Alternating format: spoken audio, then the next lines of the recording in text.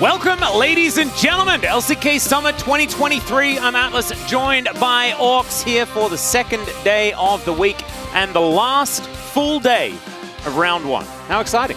That's kind of crazy to think about already. The fact it's gone so quickly. Yeah, pretty exciting though. Yeah, it absolutely is. And we've got two potentially one-sided, but also potential upset matches here today.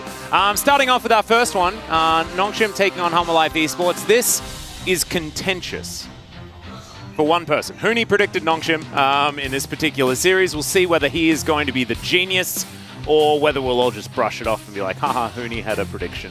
And we'll laugh at him. And we'll laugh at him just a little bit. But he believes, and honestly, there are angles. We've seen this Nongshim roster look a lot better. They managed to take a game from T1 before they lost Faker, like yesterday. Don't want to talk about that, already have. Kind of feel like I made a mistake there. But still, Nongshim definitely looking like they're on the up, even though they're on a 7-loss streak. You can see they're in last place. So I'm talking them up and all this sort of stuff, and then we get to see the standings, and I look a little bit silly, but that's fine. Life Esports, on the other hand, can tie with 4th place DK upon 2-0 victory. Yeah, I don't think... The point to make is I don't think Nongshim look right now currently like a 1-7 team without their playing. That being said, do I think they look good enough to take down Life Esports? I'm not so certain. Personally, I went against it, but I can kind of see the potential. And that T1 series gave people a lot of hope, but then after T1 imploded recently, it made people question maybe T1's just in a rough spot regardless. Yeah. And to be honest, that is the way that it looked like. But they are not playing here today. A 7-loss streak versus the 2-loss streak. Unfortunately, falling D+ and Gen G last week was Life Esports. But Grizzly was looking a little bit better in his second series. And we'll see how he's going to perform coming into today. Because 9 days since his LCK debut, Sylvie also very, very young at the same time. But going up against Canyon and Peanut in your first week, that's rough. Up against Sylvie. Sylvie was kind of dominating last season, theoretically. Well, at least in the final.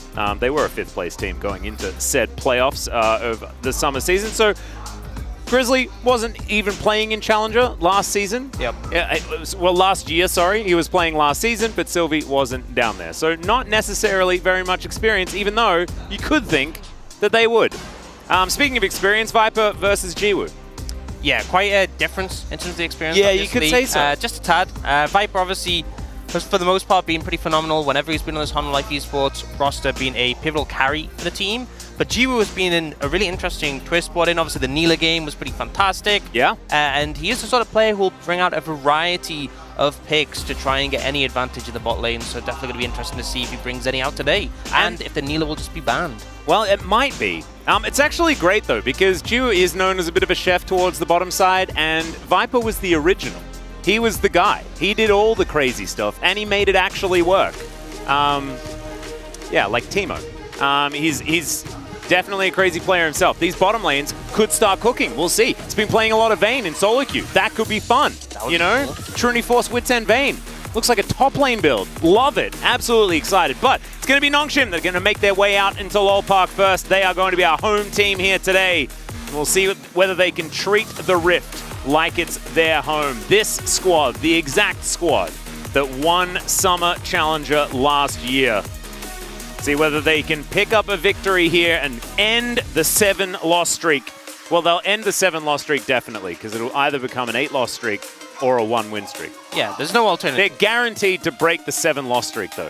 Yeah, and hopefully, for that sake, obviously looking to make it better from there. But I do feel like sometimes you see teams on a big loss streak and they look a bit dejected. You can definitely see the team environment's gone down. Never for Nongshim. No. They are always good vibes, good times, just friends playing some League of Legends. That's how you got to do it as well. We'll see whether Life Esports have picked up some of that mantle as Grizzly there in the middle. You can see a little bit more confidence, right? Like, he was shaking in his boots in his first series. Of course, opposition was a little bit different, having to go up against Canyon and Peanut, as we saw in the graphic. But now, it does look like he's a little bit more relaxed. And we'll see whether we get some of that Grizzly flavor that we got from Challenger. Because in his first few games in Challenger, he didn't look too bad, to be honest. He actually had some decent performances. I remember a lot of people were talking about, oh, we should bring up Guwon because he's going to be better. I don't think that was ever true. But Grizzly is not too bad. As look at that drawing. Look at the artistry It's absolutely gorgeous. Happy birthday to life for tomorrow. I love how flattering that photo is as well. Just amazing. Really, really cool. Good vibes. Yeah. Good vibes, honestly. Key players going to be the AD carries, and statistically, big edge towards Viper. I do feel like, obviously, we have the kill participation stat being very high for Jiwoo, which sometimes can actually be a negative. It means the team's not doing as much on the rest of the map without them. But Jiwoo, since joining this team, has definitely been a pivotal piece when they're trying to find success. Absolutely. You can see some of these stats that can be a little bit misleading, like the damage percent. Damage per minute is not misleading. And so Viper is just really good, guys. There's just no two ways about it. Hot take. I know. It's crazy that I'd go along and say that just outright. Like, Viper is really good at the game. Yeah, no one's trying to avoid really bold statements like that. Yeah, I think even starting 2 years ago, he could have won Worlds. You think? Yeah. Yeah. You know, we'll probably have to fact check that after We'll see, but I just have a feeling that this guy has the potential. He's got a couple of other players with World Championship potential there as well, but I don't think anyone would have picked it at that time. Grizzly now to join them. He's played 2 professional matches in the LCK. And honestly, is this going to be better? I think the difference between the first and the second was night and day. Oh, it was, The first one, playing the Maokai, getting put out a bit, seemed very nervous in his play. And then the second one, they gave him the Viego. And even though they lost that series again, he was so close to carrying that one. And it ended up coming down to Gen G really focusing all their efforts to shut him down in fights. And still, he had some pop-off moments. And to be fair, if you're making Gen G sweat a little bit, that's a very good sign for him and for Honor Life Esports, especially going up against Nongshim, who a lot of people think, who need the exception, but a lot of people think should be winning this. Yeah, this should be one that you'd have some capabilities in. We'll see what Dandy has cooked for us. Mowgli there alongside him. 2 big brains coming out of the jungle originally, and now into the coach's booth. And also, if you're having like a rookie jungler come in, what a great coaching staff to have. It's pretty amazing that you've got Dandy and Mowgli there to help out. Mowgli with his worldly experience. Dandy, I think that there was that time where the a world championship thing happened. Wildly and willed. Yeah, worldly and willed. Yeah, you've covered all the bases pretty much, is what we're saying. Together, they've played in 3 regions as well, at least. I'm pretty sure, unless Mowgli went somewhere else as well. But here we are into the draft for our very first game of the day. Oh, there it is. And yeah, I think Jiwoo just deserves this level of respect, honestly. Get it off the table, stop it from being a thing. And the Vi still going to be banned away here. Some pretty standard bans, though, from Nongshim. I think sometimes when there's a pick you don't see very often, it can be difficult to, prep against it. And I think we never really had a Neela meta in Pro, and I just don't think they understand how the champion works. They're like, nope, we ain't dealing with that. Yep. It's gone. Don't tango, but it does obviously mean that there's going to be another power pick open and available. Honor Life Esports being on red side, it does give over first choice to Nongshim. I think Sejuani needs to be prioritized, though, against Honor Life Esports. If they get to play topside, like, permafrost value everywhere, Zeka's Yone situations, then it can be really difficult. LeBlanc, difficult to play into, I guess, as the Yone. Yeah, I honestly feel like, a lot of teams will get that Sejuani synced with top lane value, but Zeka has looked so good on the melee mid laner so far, so definitely something you could lean on here. We'll see what Honor Life Esports want to take. Renekton is available, Sejuani is available. The Melio actually still a possibility. But they are just going to go actually Renekton Viego, so very confident in Don't you love that? abilities. Yeah, they were like, hey, you popped off against Gen G. We're going to trust in you once more. And also, he insta-locked it, right? He did it. Zero hesitate. His coach was like, well, we're probably going to take, and then he just, nope, locks it in. Yeah, he's like, boom. What do you know, Yeah, what you going to do, Dandy? He's like, well, I'll take you out. The hover of the vein, it looks like Nongshim have been doing some of their research as well as Susan. And sometimes you see these hovers. Law matchup? That'd be pretty cool. Sometimes we see these hovers like the Nasus and the Vayne, and it seems unrealistic. With Dunton on the team, I could see him playing both of those. Even the LeBlanc, I could see him. He has played it before. Dude, I'd even go so far as to say Jiwoo could play Nasus. This Maxine, the bottom lane, surely there's a way to make it work. There's got to be a way to make it work. Zeka is going to lock away Annie. Not going to be any of his melee assassin type modes, but he's picked up POGs on this champion as well. I feel like Annie does kind of suit how Zeka likes to play the game. And I think we used to have Lissandra Viego being the duo, but the new one is the Annie Viego. Having that engage potential, having that single target, well, it's actually AoE CC, but being able to take out a single target and get the resets for Viego is pretty massive. We'll go in the second rotation. Cassante being banned away. Blitzcrank ban means Milio needs to be banned by Honor Life Esports unless they plan to take it themselves. Yeah. Yeah, they could do that. Unless they want to keep it a little bit more flexible, maybe play something else, as Milio is just going to be banned away. So Life, you know, he's Life, right? He likes to, like, if you can play in a position where you can counterpick support and there's not something just broken to lock in, then you know, honestly, he's feeling good. This feels like Nongshim are like, you know, we'll ban the Blitzcrank, so they ban Milio. So Peter doesn't have to play Milio and he can play Rakan. Hey. That feels like the thought process, because I feel like that is the pick he just leans to whenever possible. And I've talked extensively about his emote and how great it is, but we'll see if he brings it out here. Kai'Sa seems to be the potential option for Viper, which I think makes a lot of sense with the comp. Yep. A lot of dive potential, all working together, so they will lock that one in, and now Nongshim need to pick up. I feel like some engage would be fine in the support role, but also some peel could make a lot of sense as well, given that Honor Life Esports have so much threat onshore AD carry. There is also zero engage. Like, if you pick Kha'Zix, you're going to need someone to do something that can go in the AD carry position, in the support position.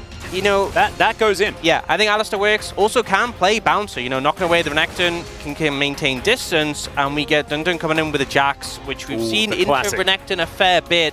Obviously, different levels of the game.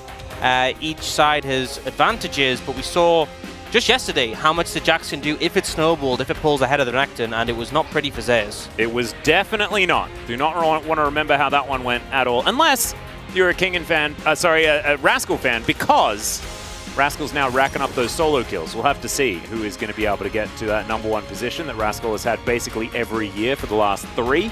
Nautilus going to be the final lock in here, so not exactly a pick that's going to make us enthralled, but still something that Life can get around the map on and start these engages off on. Like, there is so much engage. I feel like, did you guys do the segment yesterday, right, about like compositions and cookie cutter composite? Like, this is the we want go in team fight. I'm pretty sure this is almost exactly what it was basically what Chronicler had, right? Yeah, it was pretty much this, and I feel like there's obviously some strengths on Nongshim's composition. The 1-3-1 super powerful for them with the LeBlanc and the Jax. The fact that they have the Kha'Zix and the LeBlanc means they can maintain distance, poke down, but it also feels a lot harder to execute. And when teams have struggled and we've seen them have difficulties, I think the easy comps have come out ahead, and Honor Life Esports have a very easy to play comp. It's like see champion, kill champion, get a reset and do it again. Yep, it's the KISS comp, the keep it simple, stupid composition, and you love to see it. Nongshim, a little bit more finesse. And sometimes we'd be going into a series saying like, oh, but they're a new team, you know, they don't have as much experience here together and in the LCK and stuff like that. No, they've got heaps of experience together. Their problem is being able to actually find the levels of success. So we'll see whether they can get across the line in a composition that could be a little bit harder to pilot somewhat, because 1-3-1, I love how the Nongshim comp plays. Yeah, I think it definitely has a lot of tools available to it, but execution is going to be the name of the game here. It certainly is. Ladies and gentlemen, let's waste no more time. Let's jump straight onto the rift. Game 1.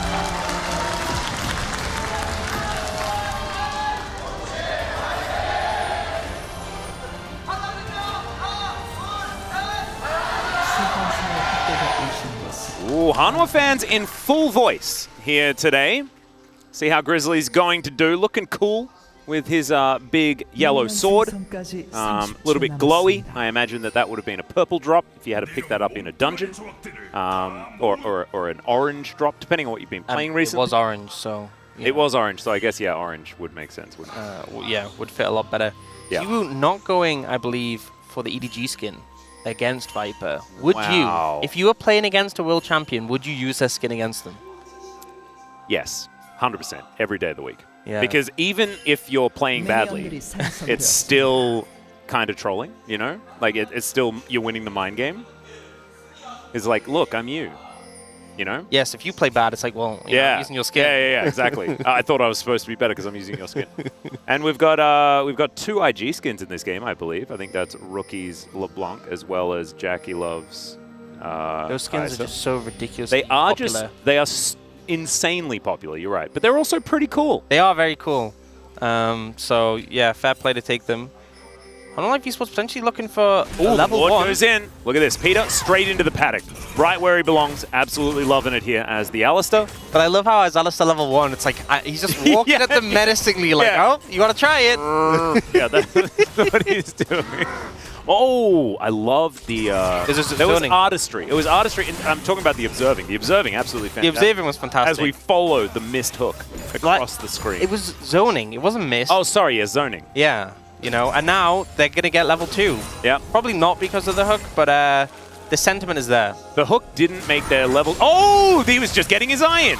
As the Pulverize going to be used there from Peter. I think probably holding the level up, but I didn't actually see. Often you do like to take headbutt first. As Fiesta may die. Yeah, in danger of running out of health. Yeah, not a good start. Danger of running out of health. It is an issue.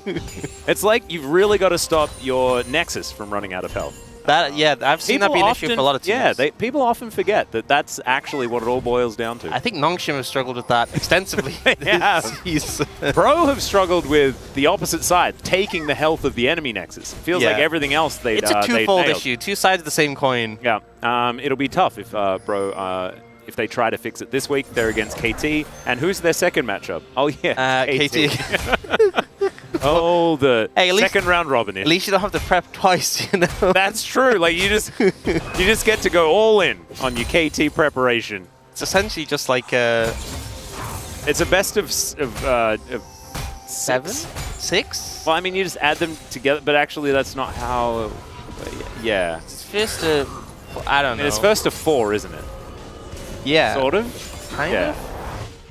Is it first? But it could end 3-3, which obviously a best of 7 can't. Yeah, no, it can't. So maybe it's a best of 7 without the last game. It's a best of 7 with only room for 6. It's a best of 7, but you're getting kicked out because... Yeah. We have to close the venue. Yeah. We have to close the venue for the 7th game, but it's a best of 7. Yeah. And we'll just keep the score. It'll be fine. I think that's the perfect way to figure it out. I've been thinking about that all week, because I've been thinking about Bro versus KT all week. Well, I've been thinking a bit more about KT vs Bro. Oh, okay. Well, you know, two sides to every coin, I guess. Two different people that make up this world. There's the Bro versus KT people and the KT versus Bro people. Yeah. And then there's also Nongshim versus Home Life Esports people. But we're not really discussing that right now because it's just laning. We're just seeing some trading of farms. Speaking of which, slight advantage here as we see the lane get cleared out by Jiwoo. And Fiesta made a great call because, as I said earlier, danger of running out of health has recalled and recovered a lot of that health. And got his Kachizis. Yeah, Kachizis. So extra harass for that. We are seeing top lane matchup. Kingin having a bit of an edge here, but still, that's fine for the Jacks. Neither jungler really doing too much, but not too much of a surprise, especially for Sylvie. Did try to look for that gank in the bot lane, but mostly just farming up to level 6 as Kha'Zix tends to do. Yep. Kingin pretty happy at this stage. About level 5 is when things get tough for the Jacks. I'll see how Dundun's going to cope. Of course, Dundun will get better with deaths. The more deaths he gets, the stronger and more powerful he becomes. See how many he's going to rack up before he starts making those big plays. May not necessarily happen. Maybe he's decided that kills is a better way to do it. And I think sometimes death can be like a demotivator. Never for Dundun. No, not for Dundun. In fact, it inspires him more to take on those fights. So I feel like it's like a pride thing. You know, it has to be restored. No, exactly. I actually think that, you know, if you want lessons and motivation, Dundun is a great person to study. Because he turns all of those negative situations into positive outcomes. You know, he learns from them, gets better. If Lose has improved, then Nongshim have been doing a lot of improving so far. Exactly. Solid game plan. I mean, you come back to this cast when Nongshim are about to win Worlds, okay? And we get the Noodle Neela skin. Yep, and we get the Noodle Neela skin, and it'll just be the best. I'm glad that we get to go back to that discussion the last time we were on the broadcast. It's perfect. Noodle Neela is actually just the greatest skin idea that has been had on the LCK for quite some time. As Dundun is... Oh, it's solo kill time. There we go. Dundun's been powered up, but Kingin also feeling pretty good about the situation. Flash forward from life. Immediate cleanse from Jiwoo as Grizzly's making his way down. He slinks into the mist, and Jiwoo is going to be able to create enough distance. Max range hook, though. Grizzly should have believed, and he gets the flash out of Peter anyway. Diving forward. Fiesta, is he about to get solo killed? As Tibbers is really mad, but he's going to be pulled back. Doesn't want to die to the turret. Doesn't want to give away that very important 50 gold. Fiesta might need to go home again.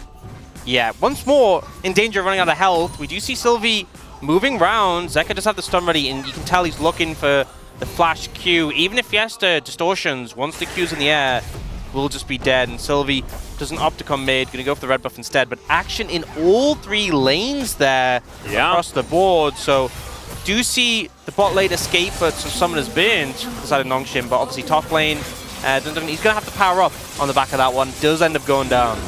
Yeah. We'll see whether the strategy is going to work out. Oftentimes it's Dundun getting ganked though, not just solo killed outright. Kingen just being Renekton. We mentioned that this is about as strong as he gets in the matchup, right? You get level 5, level 6, and you're very happy as Renekton. Dundun just postured too aggressively after the counter-strike had gone down. Needed to back away and play a bit more respectful. And Kingen read it and took him down, and now has a pretty solid lead. And it's good to see, often we see teams playing towards Renekton, trying to set this lead in motion, but Kingen finding it himself. Oh, okay, just walk past him. That's fine. Peter's going to get stunned up, and Viper grabs it with the Void Seeker. It looked almost comical, but Life just made it happen. Yeah, and a great window.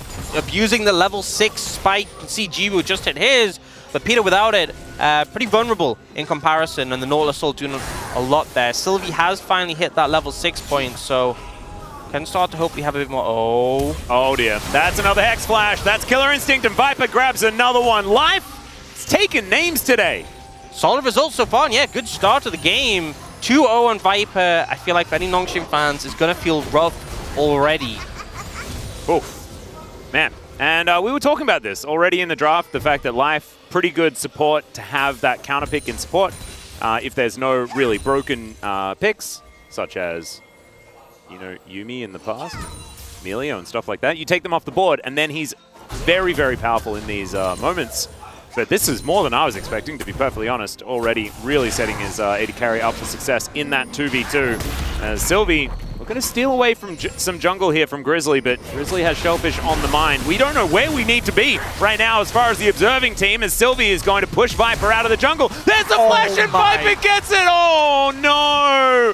Oh, Sylvie, it was a game of millimeters! Absolute disaster. And you'll come out of that one, you'll be like, I almost got him. But yeah, no, that's when you press tab and you're like, oh, he's 2-0. Yeah, you blame the bot lane for that one. the bottom lane. Had the Shiv completed. We're going to see the replay here. And yeah, I think they just hit level 6 in the rush. They're waiting for it before they go in. Oh, he hits it as he's Hex Flashing. And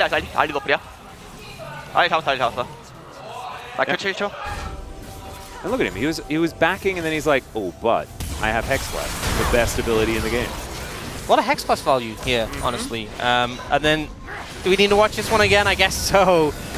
Sylvie goes in, dodges the W, and then you can see here, stands still and waits for the Q cooldown. Just not enough damage to finish off the Kai'Sa. Oh, ow.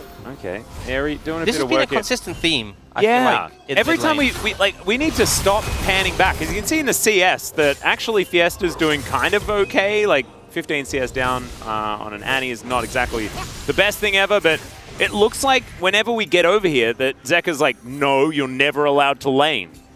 And that's not what I'm used to in this matchup, to be honest. Yeah. Am I getting it wrong? I think Zeka's playing it well. I think, and also the LeBlanc does take a bit of time to come online, waiting for the Shiv. But yeah, Fiesta definitely having a rough end of it into this matchup against Zeka. And also, I think part of the problem is, talking about the Shiv being such a big spike, Viper already has his and got that kill onto Sylvie after it, so he's super snowballed.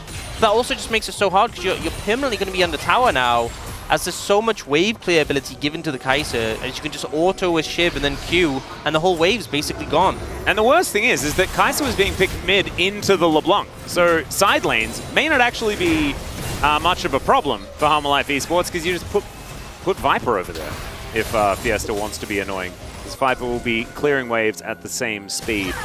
It's food for thought there, as we almost had a scuffle. I almost had to go into play-by-play mode, so didn't quite need to there. As we see teams backing away, Harmalife Esports going to even out these dragons, as Dundun was doing some singed things. Top lane's just like a different piece. It really is. All this stuff's happening on the map, and Dundun's going to proxy, and then King is like, no, not letting that happen. And it's 0-1-0 as well, as Zeka is going to miss the bear. Good distortion timing there from Fiesta.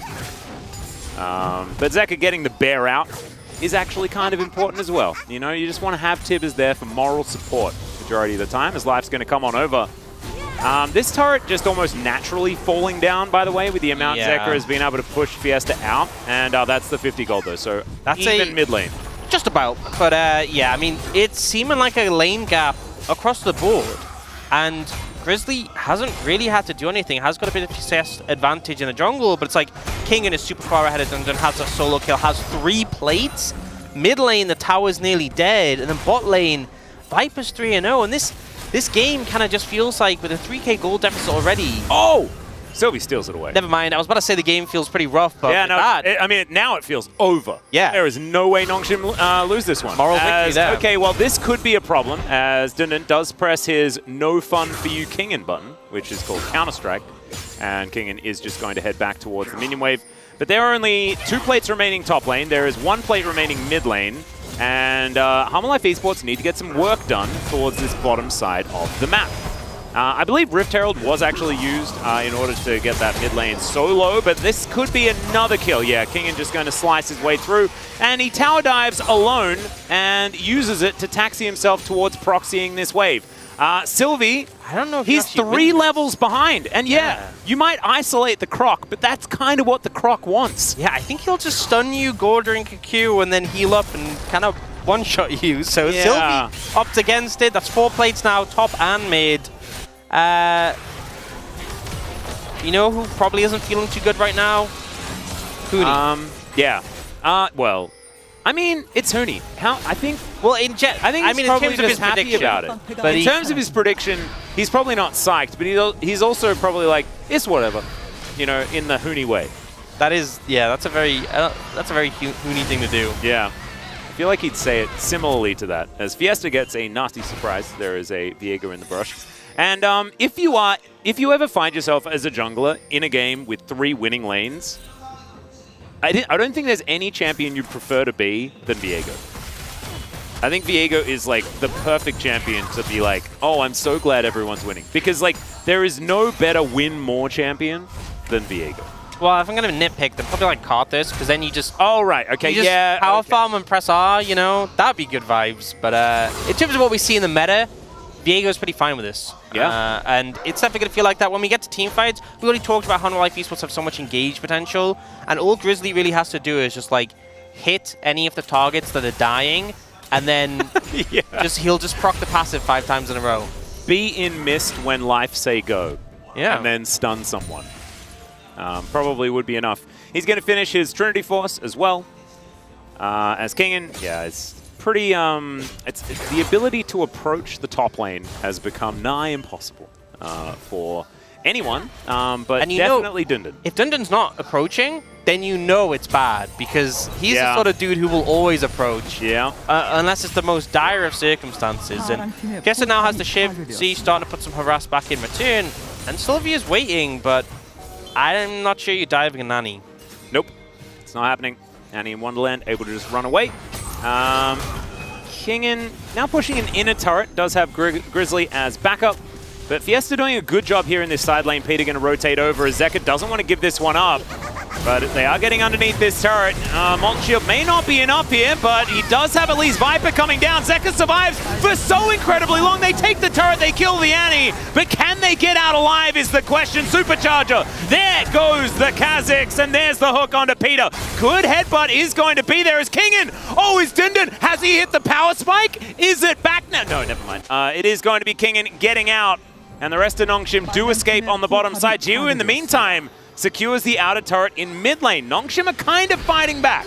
As Grizzly will find the red-white guns of Jiwoo. I don't know whether he wins this one, as there is the chakrams. And Grizzly's like, I made an error, but I'm okay. Wow. Yeah, kind of insane what Aphelios can do. Just walk up to you, flash in your face, and nearly take you down there. So close, but Grizzly just manages to escape. But honestly, that passage of play, pretty positive for Nongshim, considering the deficit they had. They managed to get a bounty with the mid lane turret that Jiwoo collected. Ow. They managed to kill the Annie. They managed to get the dive in with the Alistair there. And obviously a kill did get traded back, but game's looking marginally better than it was. You saw it in the goal graph. It kind of plateaued a little bit, and went up a little bit on the Nongshim side. It's good to see.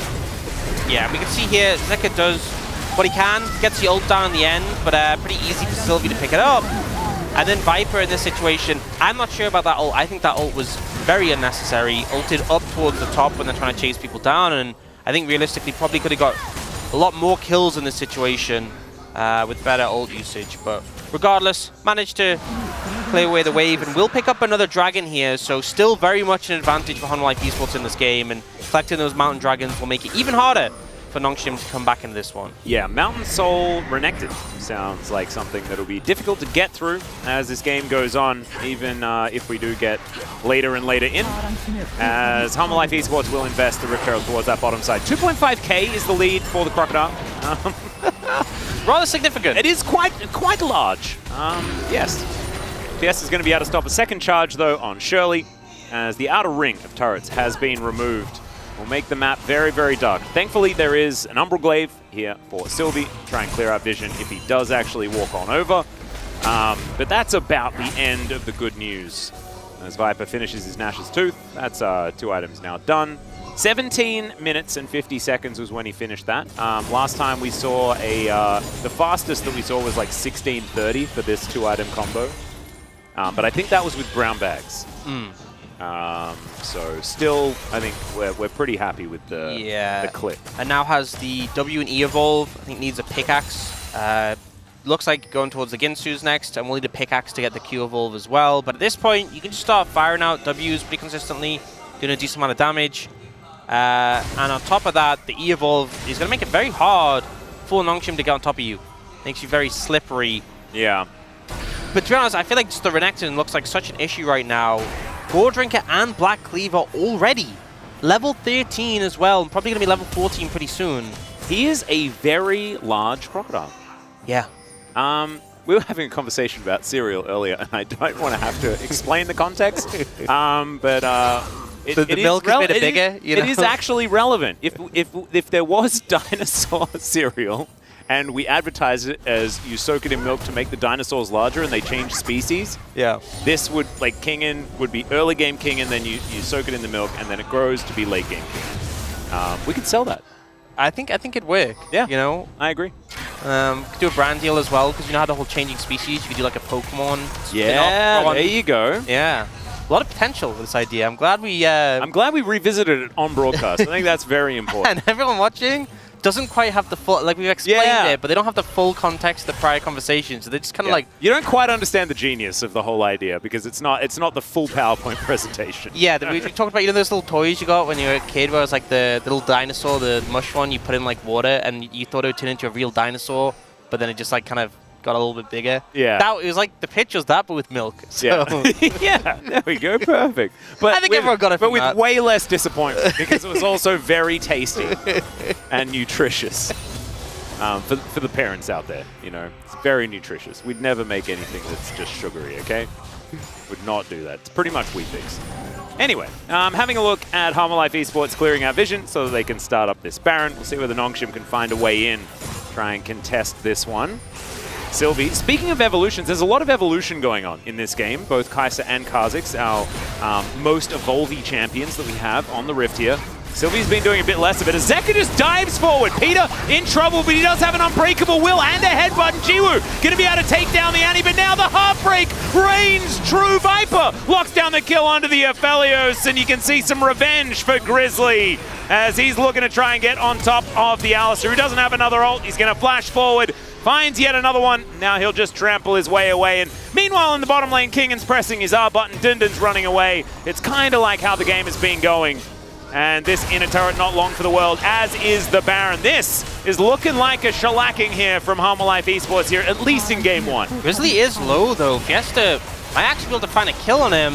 All right, he flashes forward, does manage to grab the jungler, and now Honor Life Esports just want to get out of here. Oh, but they can go for the Baron. All right, Dundon already in position. Oh, it was a bit too soon as now Viper is trying to win this one. Guys. As Kingin is going to show up as well, never mind.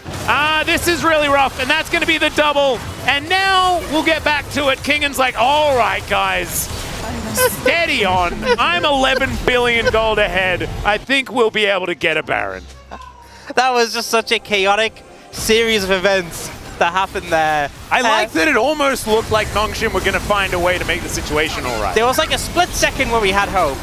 You know, engaging here on Azeka, probably not the best target, drops the tippers down and gets so much value, and the resets could start coming in, and this kind of just looks a bit doomed for Nongshim on the back of this. Peter obviously ends up going down after the flash, but meanwhile in live, yeah, we don't get time to go over the replay. Bug splats are kind of happening. It's a double kill now for Viper, who is just going to rain a Cathianly on Nongshim. It's not the verb I was really looking for there. However, I think you understood what I meant. Triple kill. And now Viper should be able to lock down Soul Point here for Hammer Life Esports. And I don't know whether we're going to get to Soul.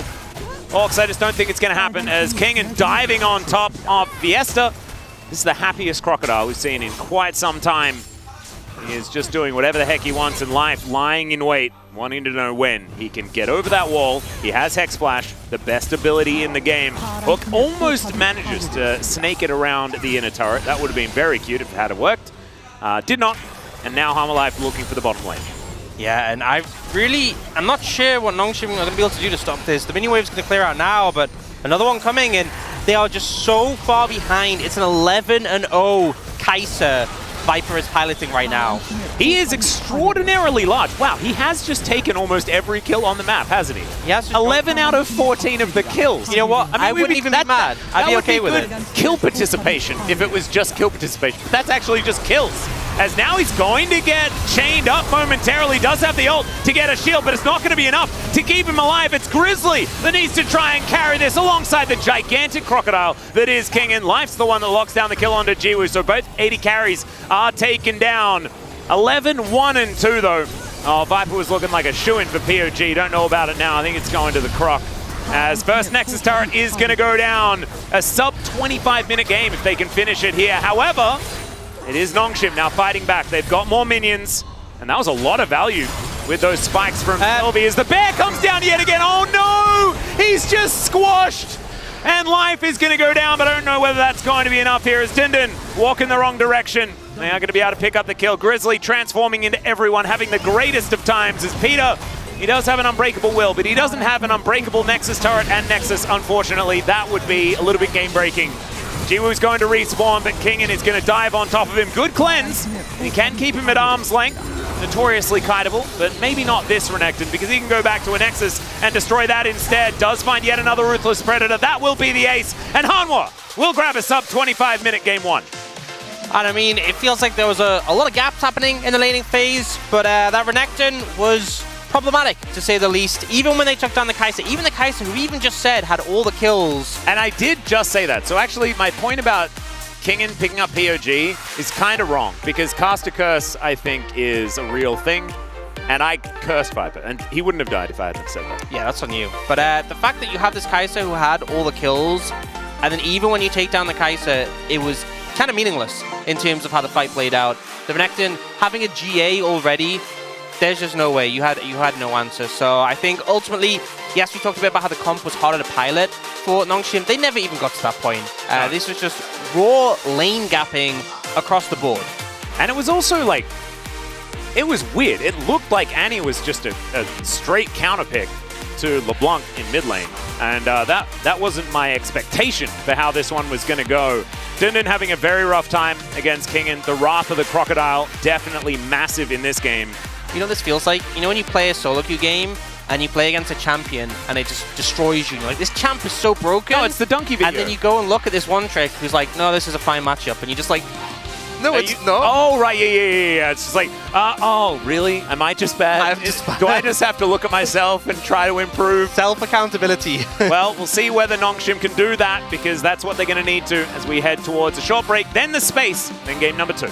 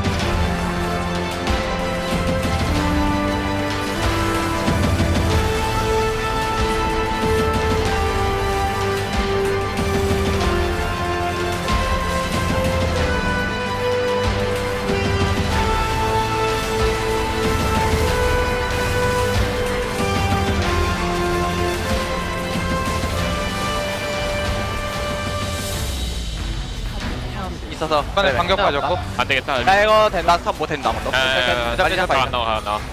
방금 빠져야 돼. 어차피 못 들어가. 잭스 노플이야 저거 돈 받을게 카직스 잭스 노플이야 잭스 좀 봐줘 랑 잡았어. 빨리 잭스 들어가. 노플이야. 나 W 1초 나 스턴데 잡은 듯? 할만한데? 끝내볼래 이거? 끝나 앞에 노플이야. 앞에 노플. 알리도 노플. 알리 그냥 죽이면 될 것 같아 알리 그냥 천천히 봐. 나킬 먹을 나 이거 앞에 노플이야. 앞에 노플. 풀 없어 1킬만 주실 분. 1킬 이거. 린즈 나 가인 있어 카운터 사우. 다음 시간 끝난다 디바랑 싸워라. 게임 끝내자. 나이스. 됐고. 많이 좀 줘.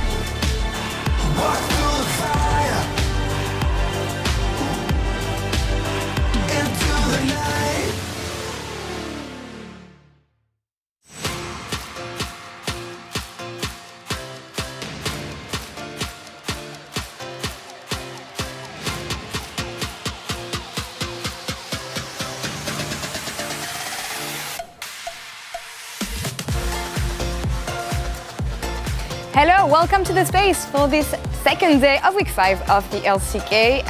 Not a good day for Nongshim so far, it seems, as after what we saw from them last week, a completely different face from the team this week, guys.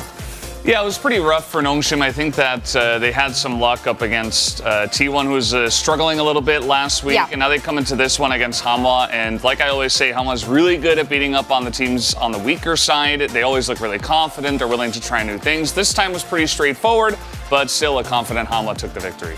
Yeah, I mean, I think that maybe a lot of people read too much into their win over T1. A single game, by the way, they took over T1. Yeah. It's not like they beat T1 in that series. T1 really struggling right now with or without Faker, especially without Faker, of course, but definitely seemed to be some problems in the team there, and I think there was some excitement for Nongshim. A lot of people had faith that because they played so well in that previous series, things went well, but they banned the Nila, Hanwha did, and I think that was like the #1 thing you had to do going into this, and it was very smart, because that's the one pick that Nongshim have been doing very well on consistently.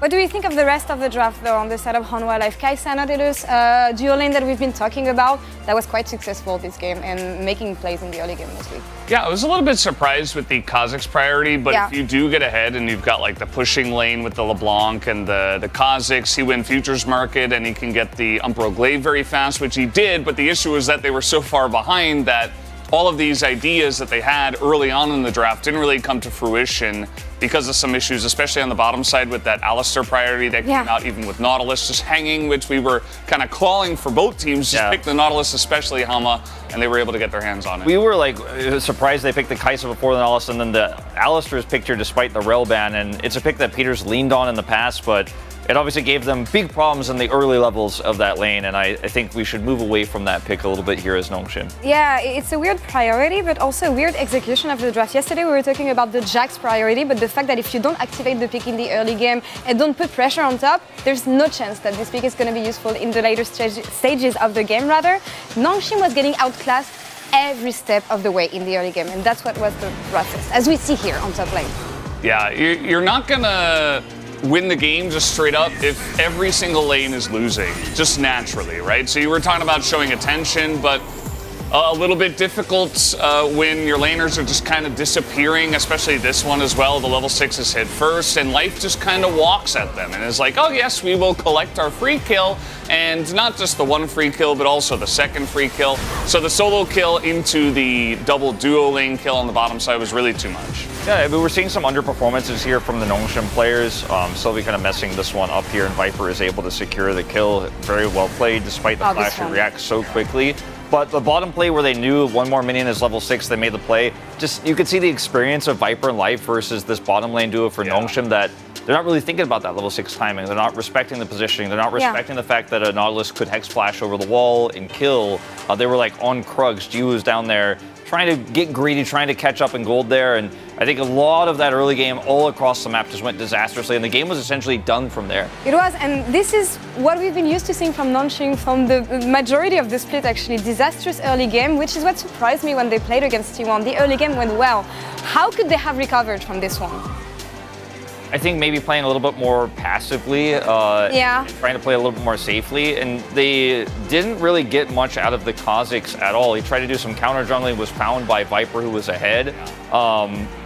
Maybe try to activate the LeBlanc a little bit better. You know, I mean, you look at the late game fight here, and it's just kind of a mess, right? I don't really normally like to see an Annie engaging on an Alistar, but still, they have such a gold difference here, such a gold gap that just ultimately it doesn't matter, and Viper is just shooting pot shots. Yeah, I mean, this wasn't even really a clean fight. As you mentioned, Zeka kind of went down after killing Alistar a bunch, but you're very far ahead, and then it's kind of this messy fight that's on the Baron. Really nice job by Fiesta, actually, to find this angle and kill the jungler and make things really kind of wishy-washy for who's really going to pick up this Baron. Eventually, Hanwha Esports do get it, but yeah, as we talked about in the draft, I think that Nongshim really had a draft that needed to get ahead relatively early and then kind of hope that your Alistar and Aphelios could get across the line.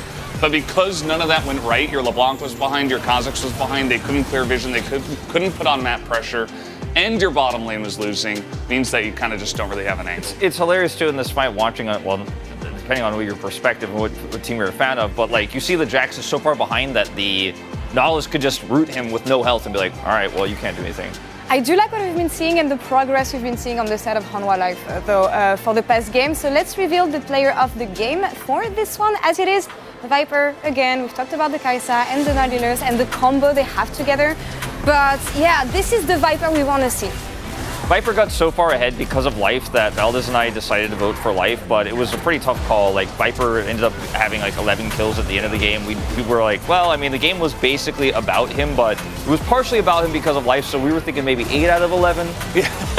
That was our prediction about the PvP, is that there'll be 8 votes for Viper, 3 for Life. We're going to be one of the Life votes. Maybe there's like 1 media vote for Kingen, but you know, can't avoid those. But yeah, I mean, the game was about Viper. He got ahead. He eventually snowballed everything, but it was just a huge team diff that Definitely landed on this and turned 6 out of 1. The votes make sense, mostly centered around the bot lane here. Nongshim will be playing on the same side of the map for the next one, so let's see if they can turn it around. Casters, back to you. Thank you so much, Law and the Spaces. And no, that is not a media vote. A Kingen vote is a based vote. Yeah. 100%. You know, I just felt like he shut out his opposition from the game so heavily that it was just the Jax was never a factor. Yep. Felt like he suffocated his opposition. He asserted his dominance. Yep. Absolutely. Viper, though, well-deserved. He was absolutely massive in that game, and the only reason he suffered that one whoopsie was because I cast a curse the heck out of it. So it is actually none of it's on him. I think the votes took that into account. Yeah, I think it was a perfect game from Viper, all things considered. Nongshim will once again choose the blue side, and we'll see whether there will be any changes or whether they're going to agree to just run it back. Yeah, I personally would hope they'd go for a bit of an easy to execute composition. The LeBlanc into the Annie was not working at all. The Kazakhs, I'm not a big fan of. At the best of times, I think some players have piloted very well, but also received some nerfs. So, yeah, I don't think it's obviously all about draft, but I don't think Nongshim did themselves any favors, and I think getting positive lane matchups is going to be really important, because if you just lose lane that hard, it doesn't really matter what your team fight's like, what your late game, what your 1-3-1's like. The game is just over. So, bit of a change up in terms of bans, targeting the Sejuani and the LeBlanc here instead, whereas Hanwha Life Esports are just doing the exact same bans as before. Annie, all getting taken out. This is, and you might think that this is a jungle ban and then 2 mid bans. These are 3 Zeka bans, because he basically, like, you cannot leave Sejuani up and then have him just run rampant on one of his melee picks. He'd be very happy to bring out most of them, and I think what Nongshim thought was that LeBlanc was going to be enough to stop what Zeka wants to do in that mid lane, and it just wasn't. Azir going to be the first pick here, survives the ban list. I wonder if there's a melee mid laner who does good into Azir that Zeka likes to play and has gotten POG on. Maybe who has a brother who also has a long sword, you know, a katana, maybe goes by the name of Yone. I think I bought the album of his brother. I really love flute music. Huge fan. So I think I know who you're talking about. We'll see if it comes through. May not. Shurima only? Shurima only draft. So far. Talia. Let's see if they can continue it. We need Talia, and then Nasus. Maokai ruins it. Shadow Isle. Yeah, no trees in the desert. No, that's not. Well, there are, but not like that sort. They don't look like that. Yeah. I don't think. Yeah, so bring the Maokai out. Obviously, Grizzly did play this on his LCK debut, which didn't go fantastically well, but this kind of indicates they could be leaning towards maybe an AD mid laner. We often see the Maokai paired with AD mids like the Jace. Yeah. Or the Yone. That's what I'm hoping for. Yeah. We'll see. It could be coming. Kasante going to be the lock-in here for Nongshim. They were keeping up the Shuriman vibes, okay? And then Lee Sin will ruin it. We're going back to Shadow. I mean, Shadow Isles. So it's like a mixed deck, you know? Yeah, that's what we're doing. Tristana could also be the lock-in here. Of course, she's extraordinarily strong. Zeka very happy to play it. Fits that physical damage mold as well. Go static. Did hover the Yone for a second. So he's I like, know. You know, this is what I want to play. His coach is like, Tristana's open. He's like, yeah. But do I have to? Probably. Danny's like, dude. Oh, Shurima?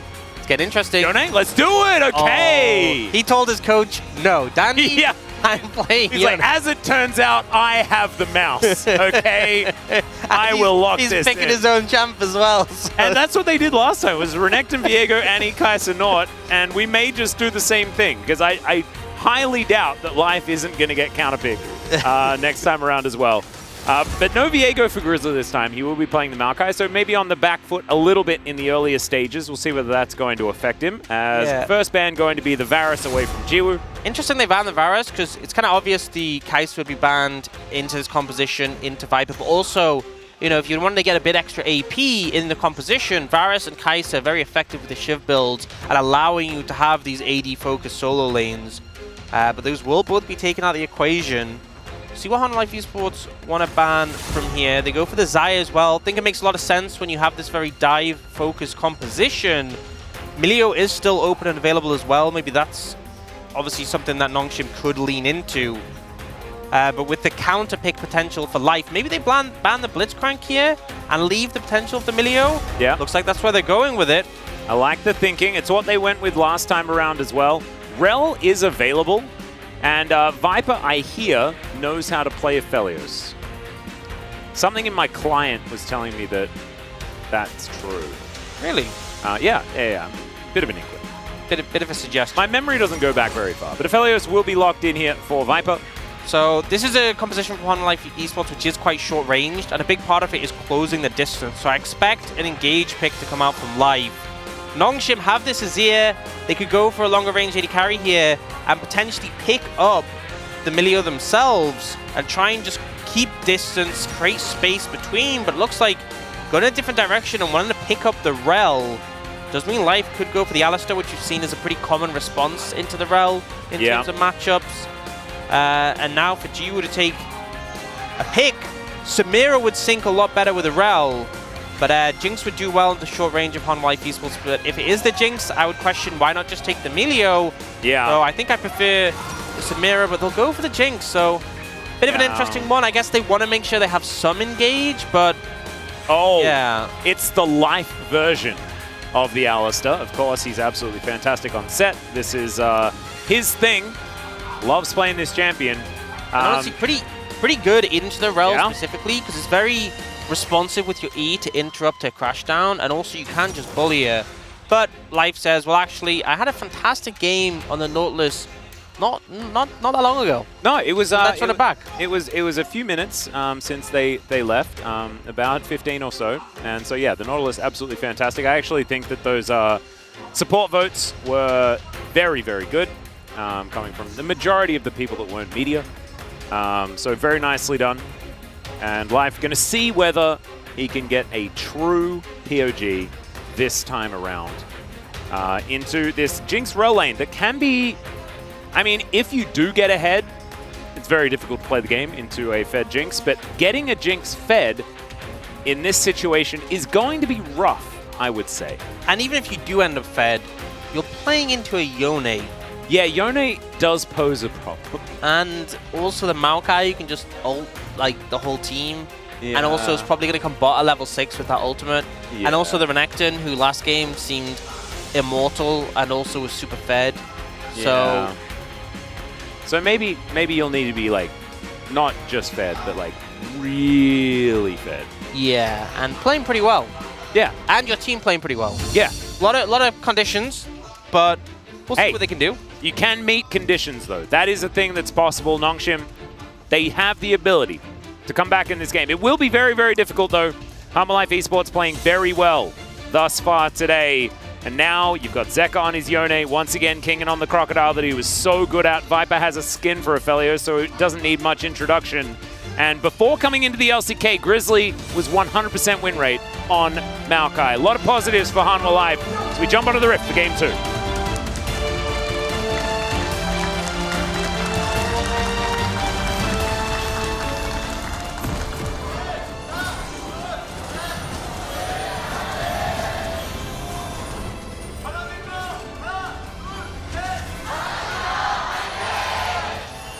Hanwha fans in full voice today as Fiesta marching down the lane. Gone for the Chovy skin option for the Azir as well. I believe they're the two. Very much enjoyed this one. It's like the Underworld Azir, I think is what it was We're called. getting a little rendition coming out from Zeka. It looks we get a little like a cello, but doesn't sound like a cello. Oh, it's the Isn't it the instrument with the one string? Where does he store it? Very good question. One that Life is going to interrupt us answering. Probably for the taking best. A bunch You of know, damage. some questions aren't meant to be answered. That is true. I think when it comes to Yone, it's all about the questions and the lack of understanding. I think there's a lot of Yone players that I watch in solo queue that epitomize Lack that of vibe. understanding. Yeah. And Yeah. give me questions. Yeah. And you ask the question, you're like, why did he go in there? And you never know. Why does he keep fighting despite being 0-7? Yeah. It's all valid to ask. Why the does he question, keep but fighting despite being 0-8? Why does he?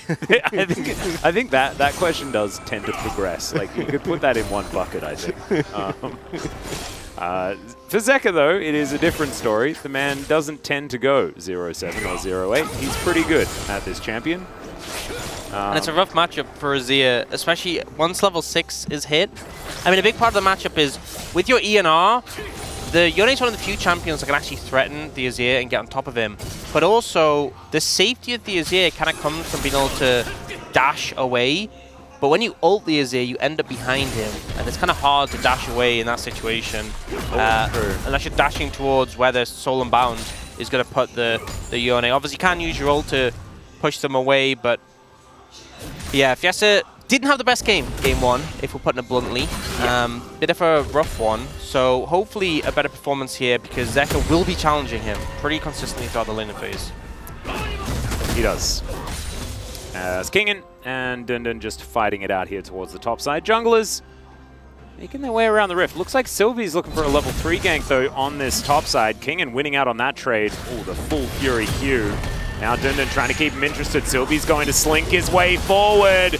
It's a lot of flashing and dicing and slicing, but Kingen will be able to make his way out. Has to use the summoner spell though, so successful gank there from Sylvie.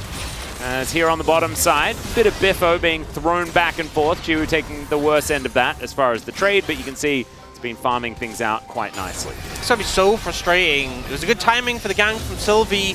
The setup from Dundun was good, but Kingen plays it well and is able to get away with only using the flash. Oh, engagement. Yeah, hook's going to land here towards the bottom side as Peter is in a precarious position, but Life has to flash first. Immediate cleanse there from Viper. Immediate cleanse from Jiwoo as well, but another Gravitum comes in and that is first blood in the 2v2. The Happy Bee comes out. Life, you are really dead. Life just wanted to make sure that Nongshim were going to come back to the bottom lane. He's like, guys, have one. Here. Yeah, not so sure about that play ultimately, but Viper playing it flawlessly. I think Nongshim bot lane focusing a bit too much on the Nautilus, and then Viper with the execution with the Q from the Gravitum into the Calirum Q, really slick. And then Life just said, you know what? I want the lane to be even for a bit longer.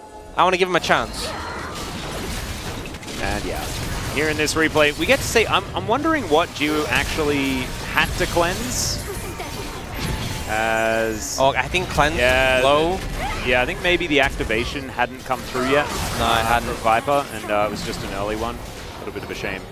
But Peter being able to get one back, certainly good news. As Zeka is down very low, but there is a Nautilus in the lane. Sylvie, if at first you don't succeed, try again. And Kingen push real far up. You're going to need to be some creative alcove gaming, I think, to get this Lego Crocodile out of here. But he does have a tree on the way. Kolomik is doing some work here. Slice, dice, gets around. I love it.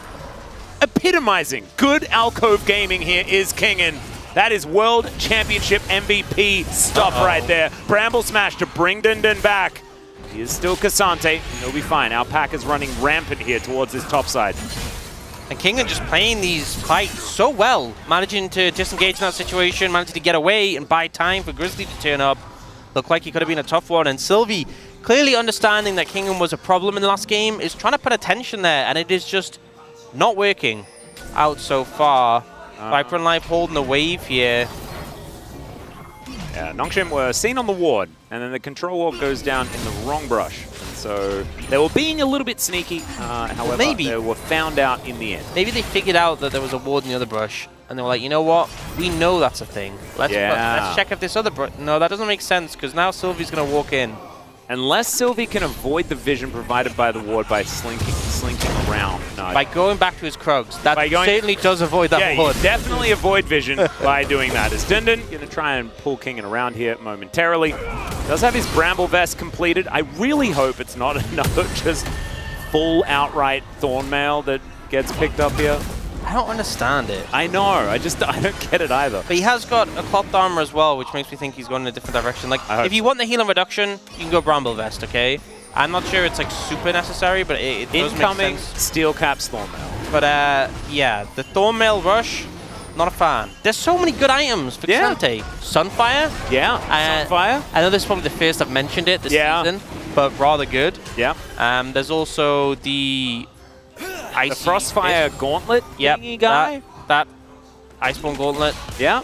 Crossfire Gauntlet, Frozen Fist, any variation of these things.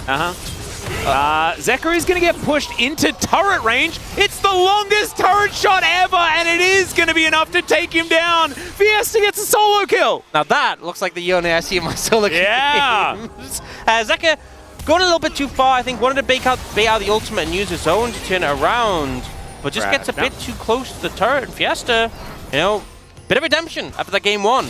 Absolutely, looking much better this time around as Dindin gonna get an all-out onto the Crocodile. He does press his Dominus button. Does have a lot of rage, but I don't know whether it's gonna be enough as Sylvie comes on over. And that is a dead Crocodile. Meanwhile, on the bottom side, Grizzly's trying to set up his own one as that's the depth charge, and that is Viper being stolen away. As far as the kill is concerned, Life is gonna collect that one as now Peter in trouble. Fiesta does move in, but it looks like Peter is still going to die. Viper taken down by the turret and Fiesta as Grizzly doesn't want him to escape with this one. Still, Life is very low. And Grizzly not going to get too much follow-up as now some Conquering Sands flying through. Hook is going to connect. Life needs to be careful. Going to have to flash out of the way. And the flash forward from Grizzly, but he's not able to lock it down. Alpaca! Deft, you can do it. No, he can't. He's not even here. So not going to be able to do anything there as Zekka now back in this mid lane. G, we're going to pick up the farm. You know, and I kind of expected it. The level 6 gank from Maokai bot lane, super punishing, but also being able to reset the aggro with the W. Very hard to deal with the side of Nongshim. We see the replay here, so I think Zekka was trying to wait out the ultimate and then maybe use his ultimate afterwards, but got knocked on the tower, had to go back, but at that point was already dead. And then we see Dundun doing K'Sante things. Yeah. Which, yeah, this is just what you can do. And Kingen really just wanted to leave, and Sylvie was there, committed the flash, made sure that they got the kill. Yeah, this is where it's a bit painful because you ult in, it's so hard to avoid.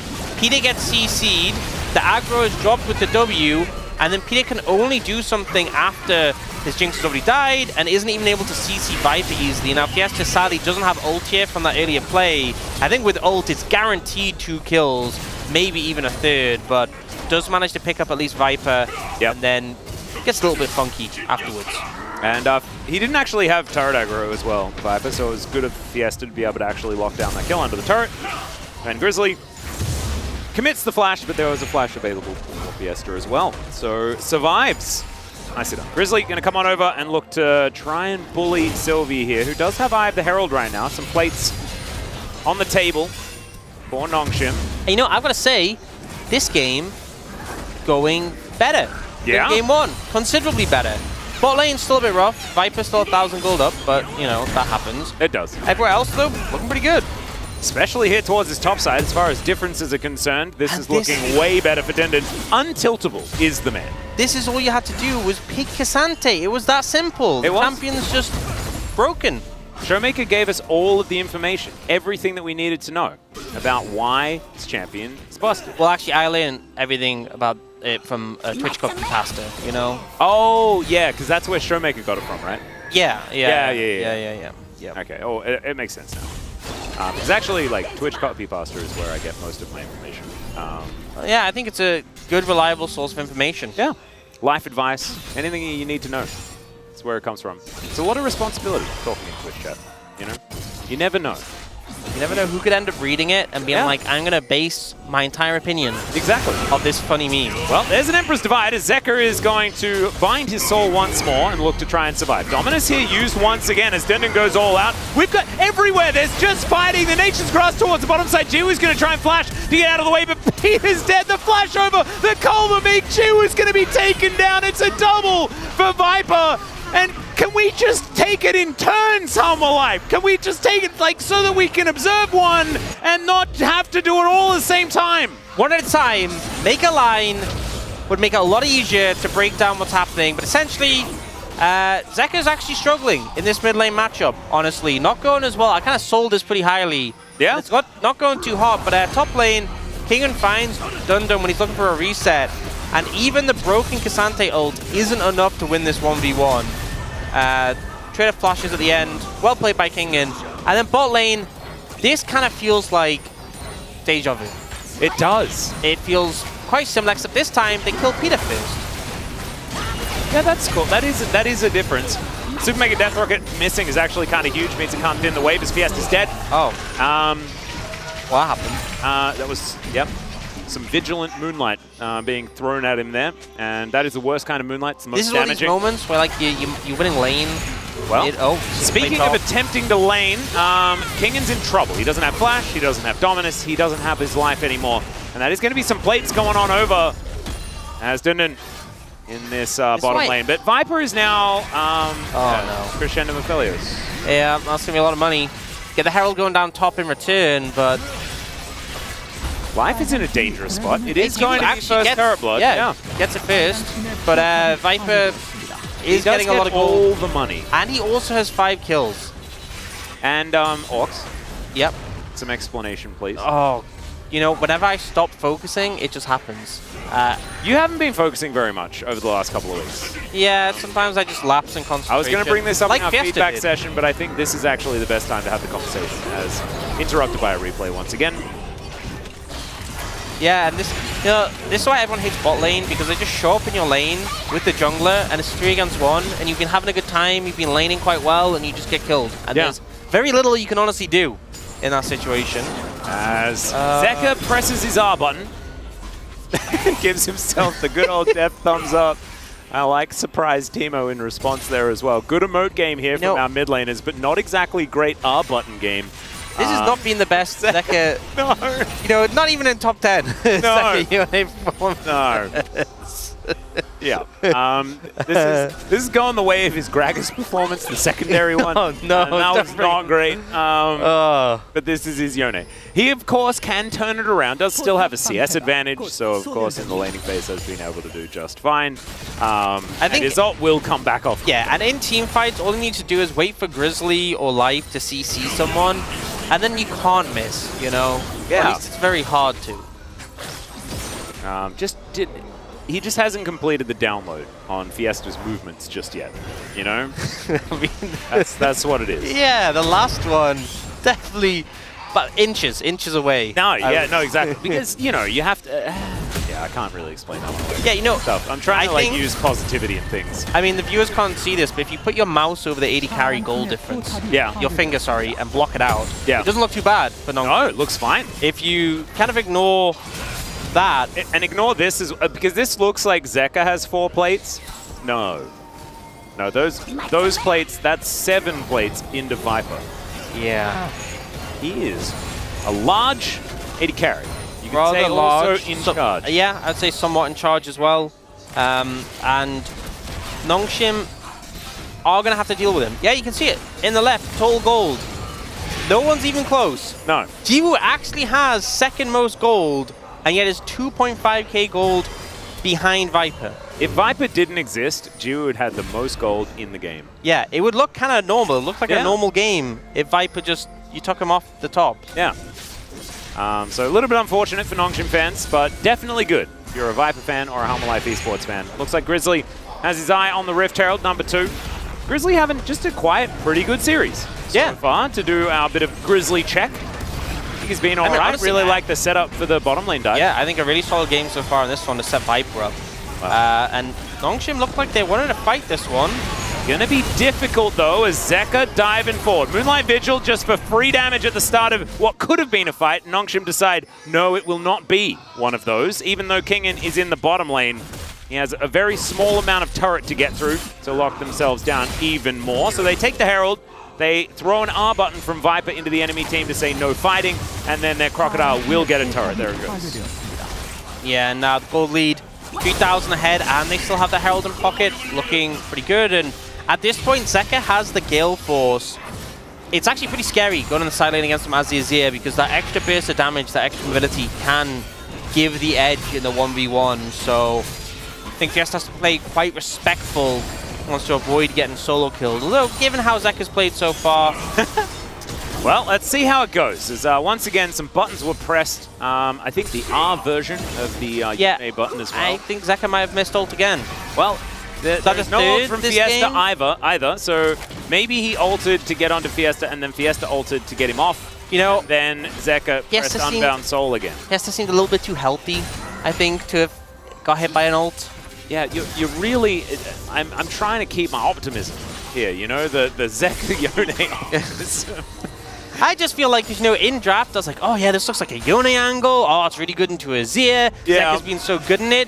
And he's like, I'll show this guy. Yeah, he's letting you down a little bit as far as that is concerned. Because right now it's feeling a little bit like he'll go to the internet like afterwards and he'll read that it's actually a pretty good matchup into the Azir, and he's like, no, that's a counter, isn't it? Glad we had that conversation earlier on. Yeah, I mean, it's really coming to fruition now. Oh yeah. As now he's fighting Cassante. Is this going to be better? As the hook needs a flash there from Dun Dun. Well, he nearly did damage to Dun Dun there. Yeah, liked that. Kingen is just killing towers. He is. We need the challenger stat, the damage to structure. Really need that one, as Kingen might need to teleport forward. Nice little knock-up onto Dun Dun there, and Zeka feeling a bit better about that one. As, oh dear, Zeka gonna get caught out, but Viper is just massive. Zeka, he'll survive it, it's a double! Make it a triple for the Aphelios! Oh dear, Viper is once again in a massive position. Fiesta tries to get the work done, but that ult's gonna land. You can't miss all of them. He is still gonna die, but Zeka did his job, and now Viper is gonna finish this one off. Jiwoo, nowhere to stand. That is a quadra kill in the end, official or no. And they'll select themselves the Drake as well for Soul Point. And Viper's just unstoppable at this point. I think Nongshim, everywhere else was going better, but the bot lane's still a problem in this game too. Viper coming off the POG says, you know what, I'll do it again. Yeah, and Life actually is a true support. We were talking about this being potential redemption arc for Life, but no, he just wanted to give Viper his double POG because he appreciates Viper so much. That's why he entered under the turret level 1. Yep. Yep, he wanted to keep the game going a bit longer so he could farm on more kills. But here, Zeka gets caught out. Looks like he's going to go down, but they just don't quite have the damage. Reset's going to be huge, but I'm going to be real. Red-white with how fed this Aphelios is. Anyone who just comes close just gets decimated. Fiesta, I like the attempt. I like that he never gave up. Yep. But not sure that was ever going to really work. I also really liked Zeka running headlong into flame chompers and dying. He did manage to lock the kill down. Zeka's just been having fun this game, okay? Yeah, he definitely is. It's been more about the vibes rather than anything else. 9-1-2 though for Viper, and honestly, doesn't matter what anybody else on the team does outside of... You know what, last game he was fed. Yeah. Even then it was like, he'd be like half an item or maybe a whole item ahead. Like that was kind of the upper limit. Rarely a full item, honestly. It mostly felt like half an item. 3-20-minute 3 items seems somewhat strong. Like 3 full items at this point. I mean, look at... And they're not even cheap items. Like, these are like... This is the real deal. And you might be thinking, oh, he's 40 CS up. Of course he's really far. Imagine you're Peter, 9 kills is a problem. Imagine you're Peter and you have to engage on a Viper. Oh, there's an ulti. That's going to connect onto 2. Zeka is dead. He is really just vibing this game. He's absolutely vibing. I have no idea how to commentate him, to be honest. I get very confused. He's having a good time. Yeah. He wants to spread the love. He allows Sylvie to now have a good time on the Yone as well. Oh, there's the raid boss. Yeah. Grizzly. Oh, I got duped. I was expecting. I think the best way Nongshim can play this is just pretend Viper doesn't exist, Give up. Well, Viper, if you pretend Viper doesn't exist, you might discover that Kingen exists. Jiwoo's going to at least find wait, the out. sapling! Oh, no! Oh, Jiwoo's taken down Grizzly. Left that there on purpose. And now they're going to try and, well, they're thinking about killing Kingen, but you can see, you were talking about the Ray boss, he's making his way down. That is going to be a dead Crocodile. A lot of chakrams flying on in there as Peter almost just dies inherently to Viper having guns and things. And yeah, so this is how they should do it. Kill people who are isolated. Yeah. Never go near if Viper ever comes near them, then you run away. Yes. This Baron, Viper's there, leave it alone. Yeah. Not yours.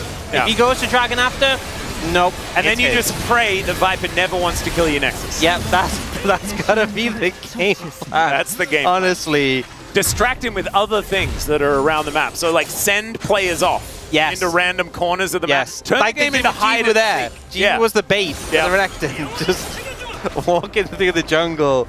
Yeah, Zeka, all vibes, all the time in this one. Seriously. I kind of love it though, to be honest. I mean, the team is not going to lose this one. And if there is ever a way to make Grizzly feel more welcome, more at home, is to be the one that is going to get the criticism and not him. After the game, and I guarantee Grizzly's not getting any criticism after the game. Zeka goes to Grizzly and goes, man, I was really struggling that game. Great job. you really pulled me over no, the Deft, what have you done? Look at him. Oh, and it's Jinx as well. Oh, there's something poetic about it. Oh, dear. Well, Nongshim definitely on the back foot, struggling in a big way. 7,000 gold is the advantage here. We have a minute until a soul that I wish I wanted to discuss, but I don't really. And we've still got 2 minutes left on this Baron. Viper now has a stopwatch. Oh dear. So 4 items. Yep. Is quite frightening. Gravitum Infernum. I think that's the problem, is that even if they get like a big engage, he's just going to press stopwatch. He also has cleanse. Flash is coming up in like a second. They're looking for something here. Yeah. Oh no, they're going towards him. As Kingen once again just dives over the wall on top of the Jinx. Nothing they can do. The Rel going to be taken down. Viper presses that stopwatch right in the perfect time. That's why they call it that, I guess. And everyone is just dead. You go close to Viper, you will die, especially when he has hands like his. Now Sylvie, not a whole lot of options. Teleport's going to come forward. Kingen going to walk on over towards this inhibitor turret. And yeah, I think POG is probably in the bag for this one. Once again, 12-1 and 2. It was 11-1 and 2, I think, for his Kai'Sa in the last game, upgrading by 1 kill. Congratulations there, Viper, unless he got another cheeky one before the Nexus fell down. But this is going to be an upgrade in speed as well. Life making short work of Nongshim this time, and they will move to equal 4th place alongside D+ in this one at the same time. Life almost goes down, but does not. Optimal timing on that one as well, and congratulations on the back-to-back POGs for Viper, I would say. That was dominant. This felt even more severe than game 1. Yeah. Because in this game, your solo laners weren't doing as well. Well, Kingen, he was fine. Oh, well, he did die that one. You know, oh yeah, that's game 1 he was ganked, super far ahead. Game 2, he was still doing good, but it felt like Viper just completely rolled over Nongshim, and then eventually Nongshim made the mistake of trying to approach Viper, which backfired massively because everyone just got one shot. Yeah, really showing why he has a skin for this champion. Yeah, he's really, really good. I do want to say that Life is another person that's received a lot of criticism, especially last season as well. But he had a... And in that game, like level 3. Well, yeah, the level 3 situation, but I like the pizzazz, you know? Yeah, and the majority of the time, Life was making the right choices, you know, getting around there and trying to make things happen. It was a good series. And that is a happy Grizzly as well, which is what we love to see. His first victory here in the LCK after a very difficult debut week. Now up against Nongshim, demonstrating that he can play with the big dogs.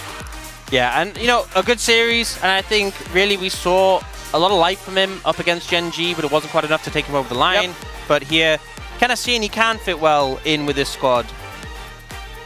Yeah, Czech Republic fans here to watch Viper, as you saw with the Harmon Life Esports merchandise as well. If you do come to Korea, make sure that you pick up as much merch from all of your favorite teams, or perhaps even the LCK store. I don't know whether we need to plug that right there. But yeah, Hummer Life Esports walking away with a very dominant victory here. And Zeka fans looking a little bit quizzical, as you can see right there. But like, I mean, we take the win. But, you know, I feel like if you are a Zeka fan, you have to kind of have to be used to this sort of thing, you know. Honestly, like, not the most consistent player. You're still pretty happy with the situation because you could tell that even though he was making some choices, he was decisions. Definitely having a good time. Very well. Yeah. And I think that's the thing. I feel like as a fan of Zeka, you gotta be down with the vibes. You know, it's not a smooth sailor where you're just like expecting fantastic, consistent performance. Like if you're a Viper fan, moments like these, a lot of fun, I think. But Viper was really just that raid boss in this game.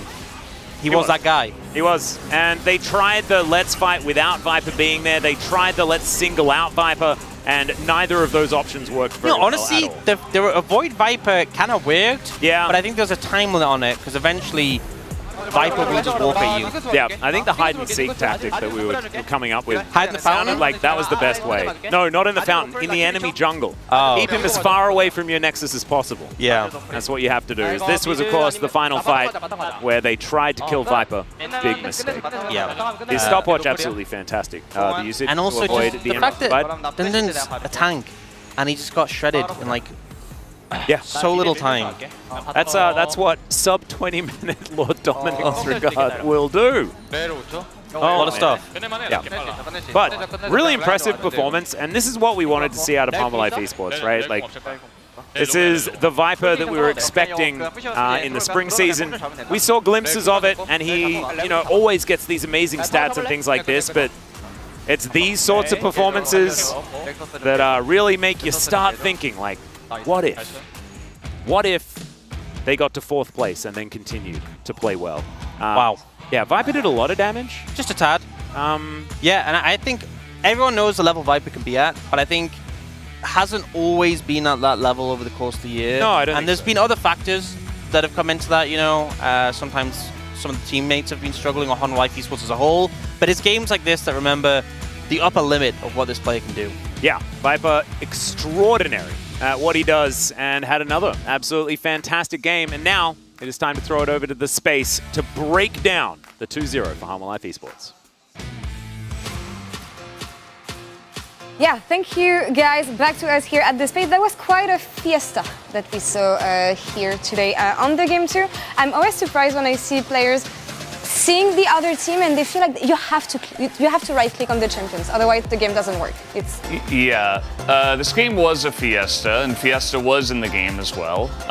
He had some decent moments. I don't know. Generally, Hummer Life are pretty clean, and they're like, okay, we're better than this team. We're going to take them out pretty easily. And I think it had something to do with Zeka not having the greatest game, and everybody kind of getting all mixed up in that as well. Some crazy fights all over the map, and I thought the draft was fine. I may have preferred the Samira into the Aphelios, but maybe they were a little bit worried about the bottom lane situation. What do you think? Well, I think the reason why they didn't opt into it was because they were scared of just Alistair gets locked in and then he shuts down both of your engaged champions extremely well there.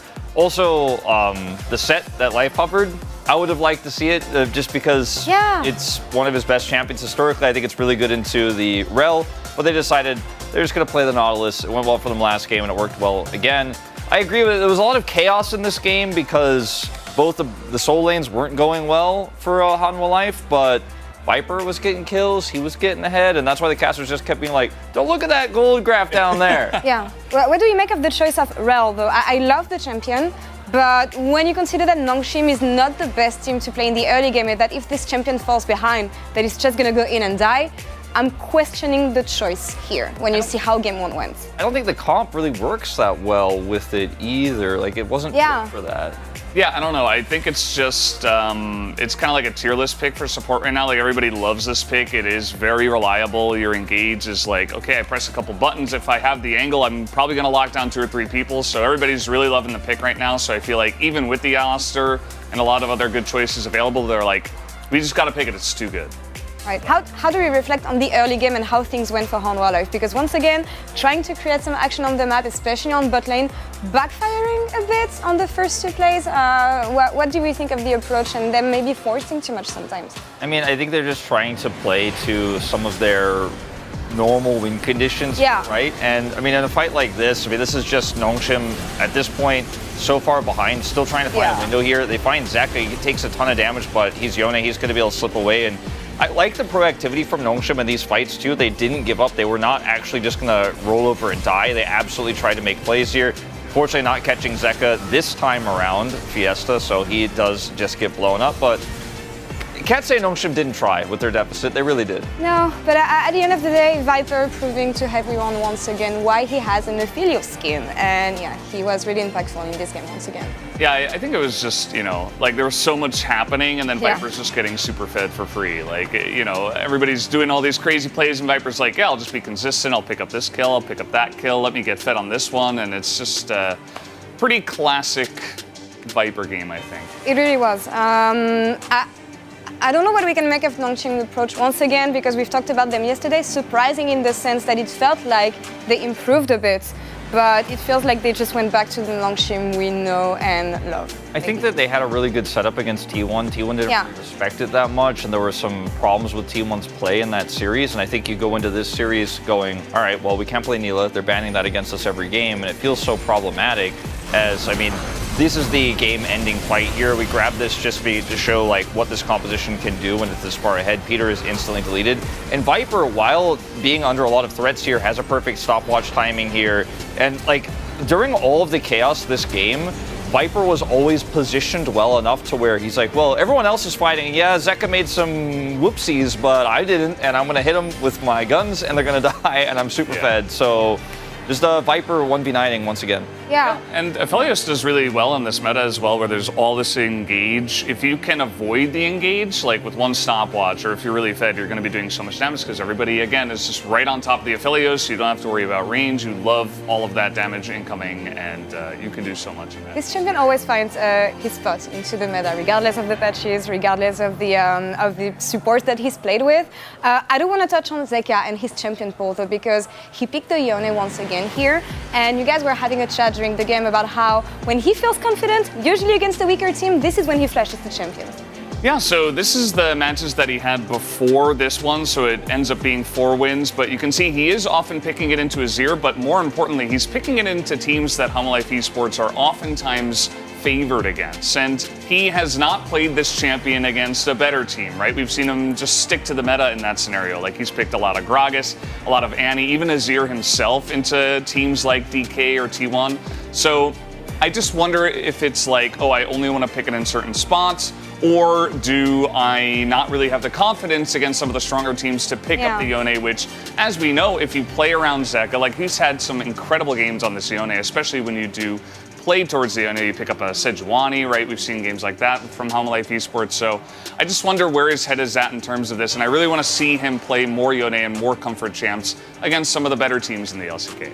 It's so strange when you consider that he won Worlds while playing Akali and champions like this. Like, he knows he has it in him. Maybe lacking some confidence, which makes sense with the jungle changes and everything, and the fact that the team was not doing so good lately.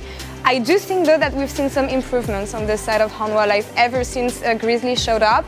Picking up the right picks on the meta, getting the right priority. How do you reflect on the progress the team made and the hopes for the rest of the season? I think the drafting has gotten a lot better for Hanwha Life. I think they're really starting to figure out what their win conditions are. They used to only front to back with Viper. Now they're like, oh, okay, we could play some dive here. We could play some AP jungle setups with double soul lanes in AD. That's why I think you see the Yone in this comp, even though Zeka didn't pilot it very well. And they're empowering Viper in different ways. Now they're setting up an aggressive frontline for him where they engage and then he has a lot of extra space, for example. And I think they're starting to realize very quickly that Kingen and Zeka are not the powerhouse players that they were during that Worlds run, they could still use them for engage, they could still use them for other utility, but the main character is Viper, and I think they took them a while to figure it out in spring, took them a while to figure it out a little bit here in the first round robin, but now that it's over, I think Hanwha Life's on the right track. Yeah, just enable Viper. It's as easy as that. These guys are really good. Do you think he deserves a second player of the game here? Yes. So let's reveal, shall we, and see who gets this one. And it is Viper, of course. Yeah, as I said, the Aphelios. He deserves his king, world champion, of course. Yeah, last game, like, there was an argument for Life, there was an argument for King, and this time, not really. It was just Viper. He was 1v9ing almost quite literally in this game, and it just felt like if he didn't actually have the lead that he had, maybe we go to game 3, you know? It was just a very sloppy game for Hanwha overall, but not for Viper.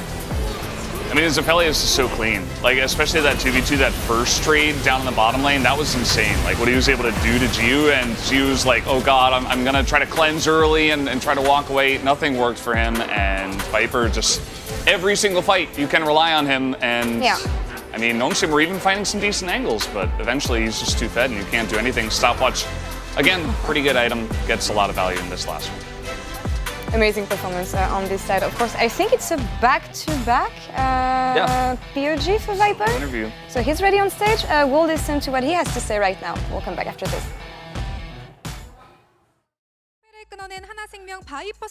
Thank you very much, guys. This is Jisun for the POG interview translation. Today we're here joined by the solo POG on the side of Hanwha Life Viper.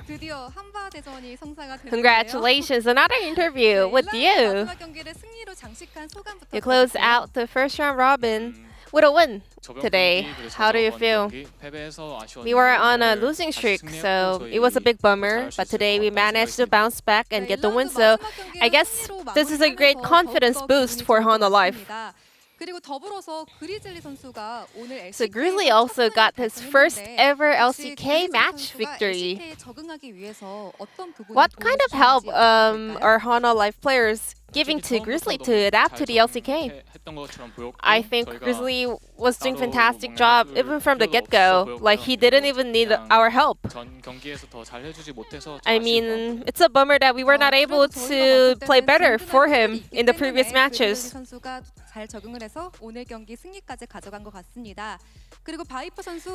Viper, game number 1, Kai'Sa got 11 kills in a single game. Well, Kai'Sa really has to get through the laning phase, or she cannot really even hit the power spike. How do you rate this champion right now? Kai'Sa, you really have to execute it really well.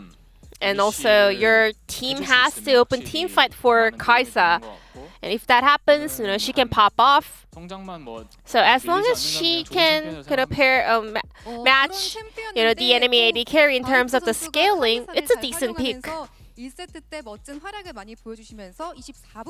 And game number 1 was so quick, it only took 24 minutes for you guys to break the enemy nexus. When was the moment that you were pretty sure the game was over? I mean, to be honest, when we got the kill really early onto that Alistar, I was like, the laning phase is over, which means the game is also over. Very likely. And then game 2, you guys invested a lot of ban cards towards the AD carry role. Was that because to kind of buy more space for your Aphelios pick? So Jiwoo, on the side of Nongshim, he relatively has less experience in the LCK. He has a very limited champion pool at the moment. So as long as we can kind of remove the cards that he prefers, it would be a very easy matchup. And we were expecting an Aphelios ban from Nongshim, but they let it through. So we were able to just snatch that away. And you won 11 out of 11 POG vote on that Aphelios. You got 11 kills in game 1, and then you got even more in game 2, like 13. So you got 24 kills in total in 2 games. How are you feeling about that? I mean, kills doesn't really matter. I'm just happy that we won today. I'm not really happy with my performance. I'm like 100% happy. I think my team did a great job for me. Well, we were really excited to see you perform and pop off in today's series. So Viper, not only you but also your lane mate, your lane partner Life was also doing a fantastic job today. And I heard he's having his birthday tomorrow. Any birthday wish over to Life? Yeah. Happy birthday, Life. I think you're the best hook champion player in the world.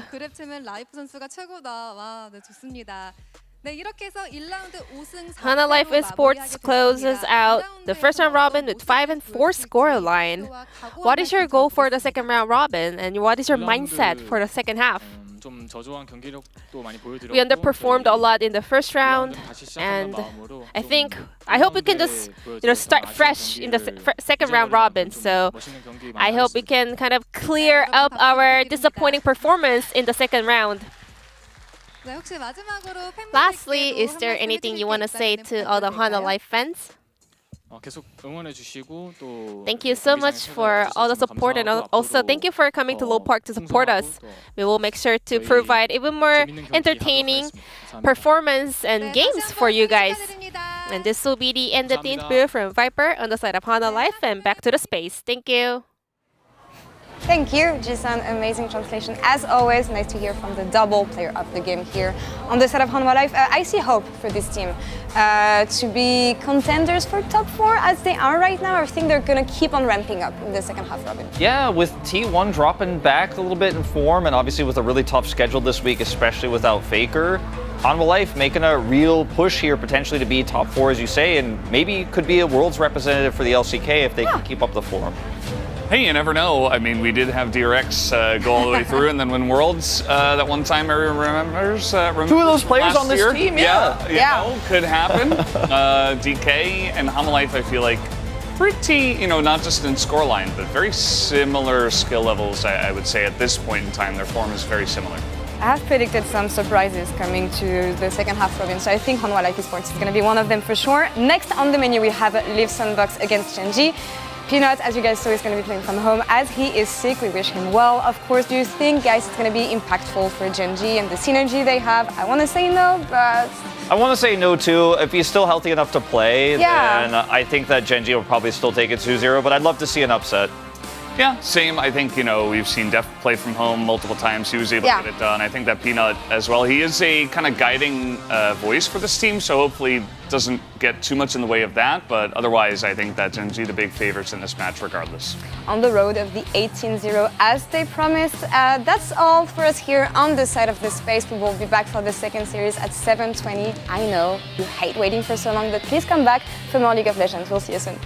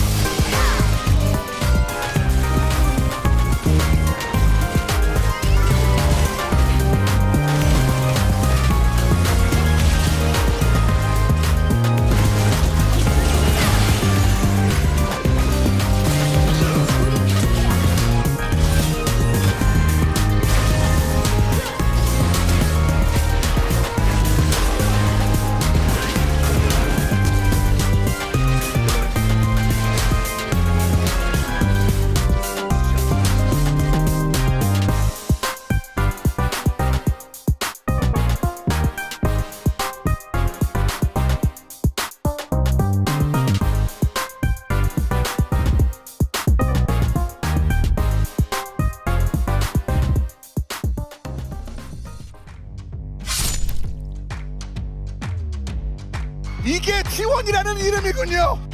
단지 그냥 오늘 딱 하루만 저희가 더 잘하면 되는 거잖아요, T1보다. 제우스의 강림. 잡아냅니다, 페이스 딜라이. 이 바텀 티어는 젠지의 보물 같네요.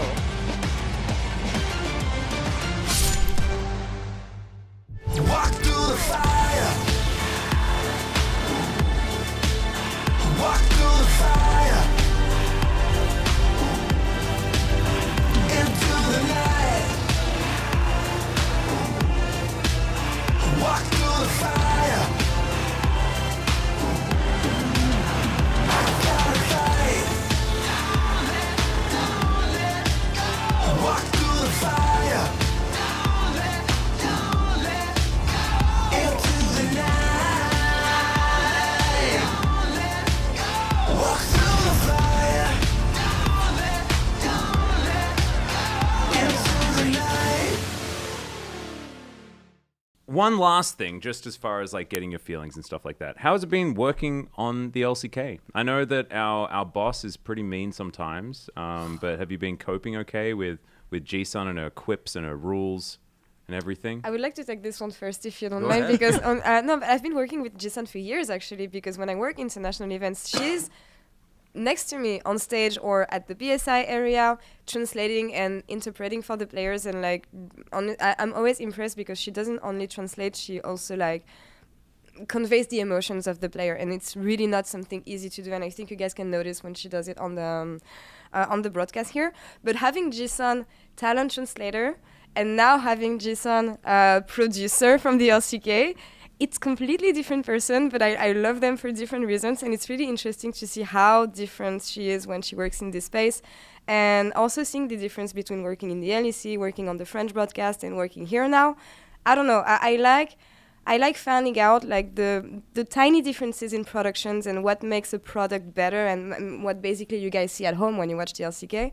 And yeah, finding out about all this has been amazing, honestly. And there's a lot of stuff that you guys do amazingly, and now I'm happy that I get to be part of it and actually, try to bring something, but also try and fit with the workflow. Because again, from the LEC to what you guys do, it's completely different, and adapting is always an interesting challenge, and I've been loving it so far. And I won't ask why the LCK is better, because I feel like that's just it's I won't given. do that. Ox, how's it been? Jumping on I know you mentioned the fact that you were largely remote beforehand, but what has been some of the biggest things that changed for you, like as far as how you worked in person rather than remote? Yeah, I mean, I feel like a big thing is because like when you start off as a caster, a lot of the times, a lot of like amateur casters, it's very remote focused, and then like in the middle of my career there was COVID as well, which took a big chunk out. So I haven't worked that much in person, especially not on this level. So having like being in studio, having the players there, having the support from like a team being there with assets and providing documents and everything, we have like all these things to just let us do the best job possible has been really fantastic, and just night and day from being in my little office wearing like short shorts underneath this shit,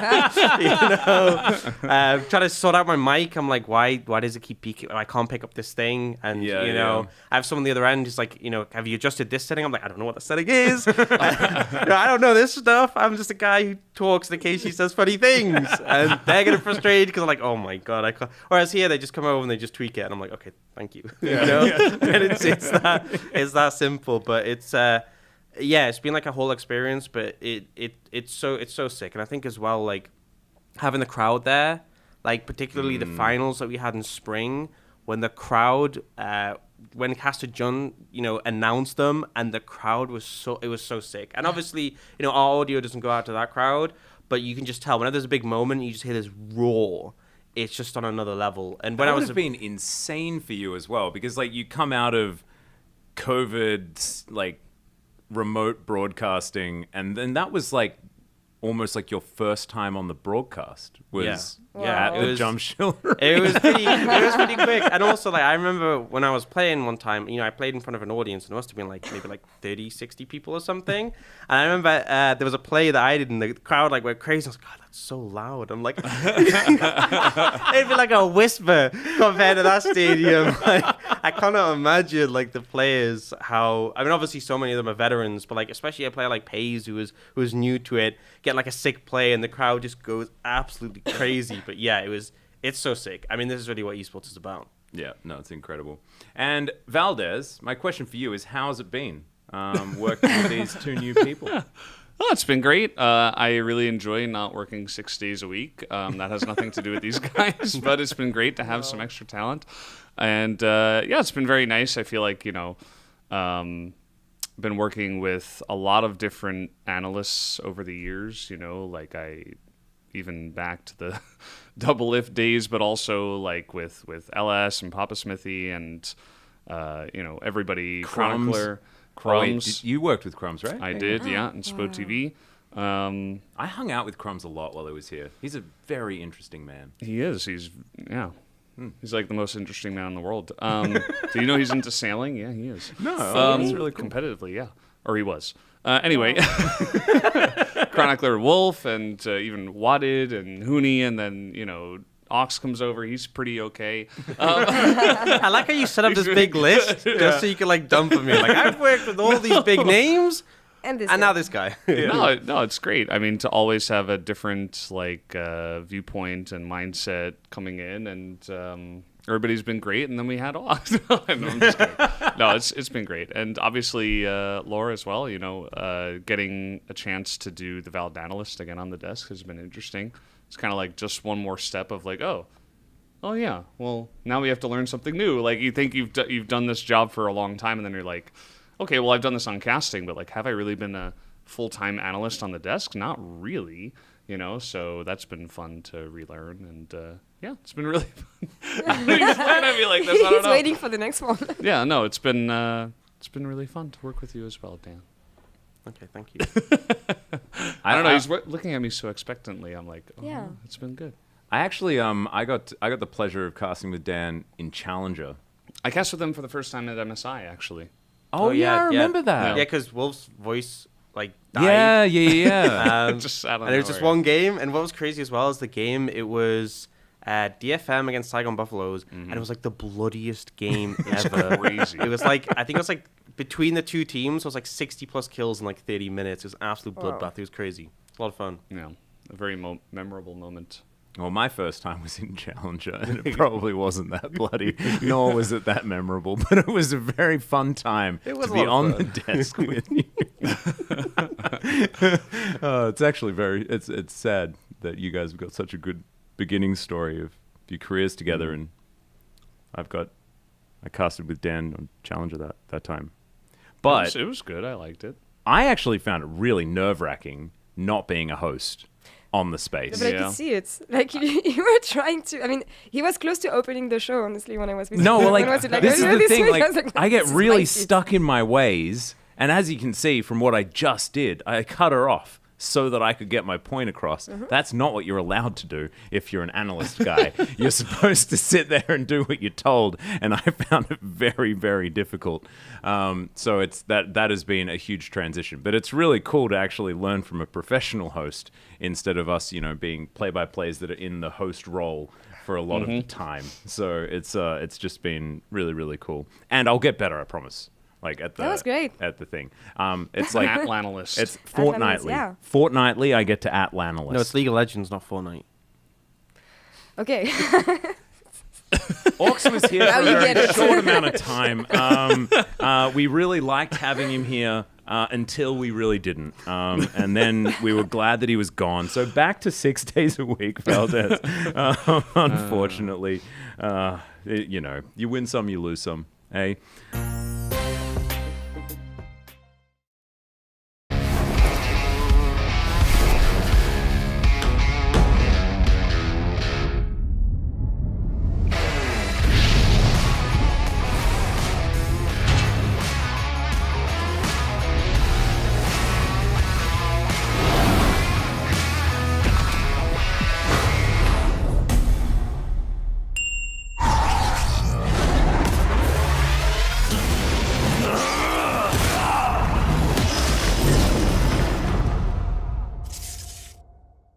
안녕하세요. 하나생명 e스포츠의 탑 킹겐 황성훈이라고 합니다.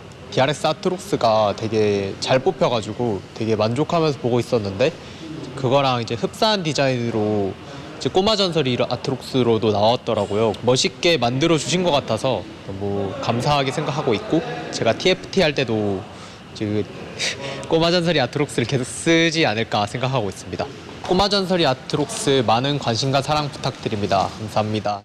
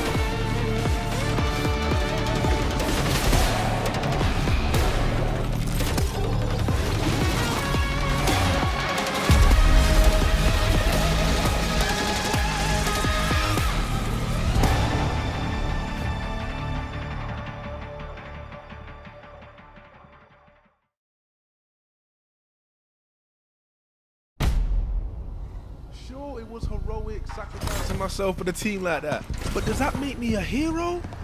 Maybe. Who can really say? Yeah, for sure, man. So where is this legendary Max bot? What's left of him is right over there. Nice catch, mate. He's a good little Mimbot now. Do you like that? Yeah, I get it. Oh, come on, Gecko. Hilarious.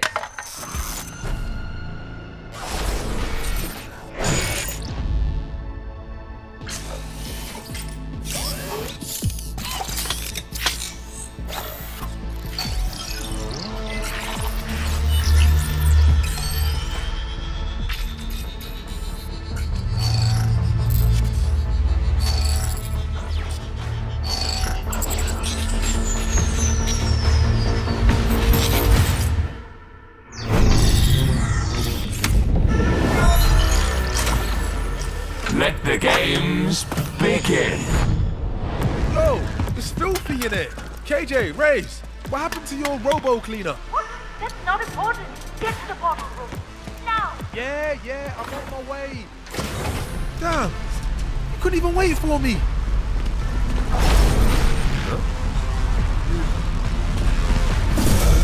This should be fun.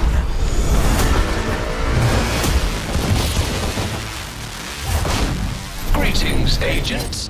I am MaxBot, your host. Welcome to the Danger Dome.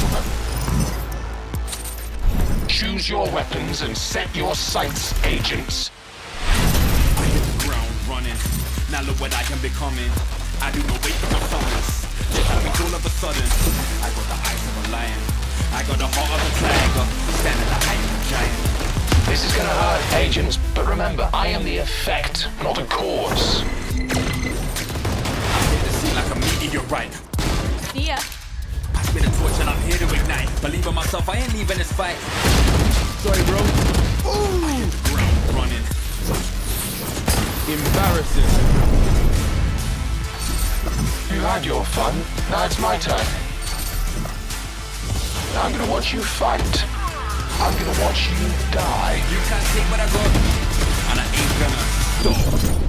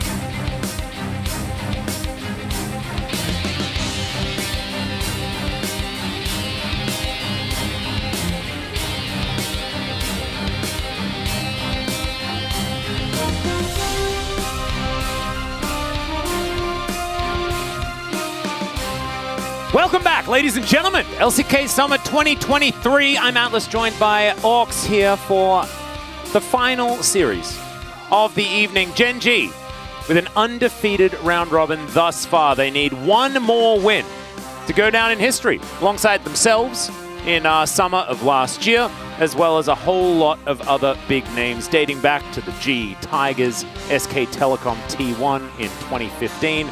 The list goes on, of course, T1 being one of these teams as well. Griffin in 2019. A lot of big names, and every time that it's happened in summer, it has led to a first place.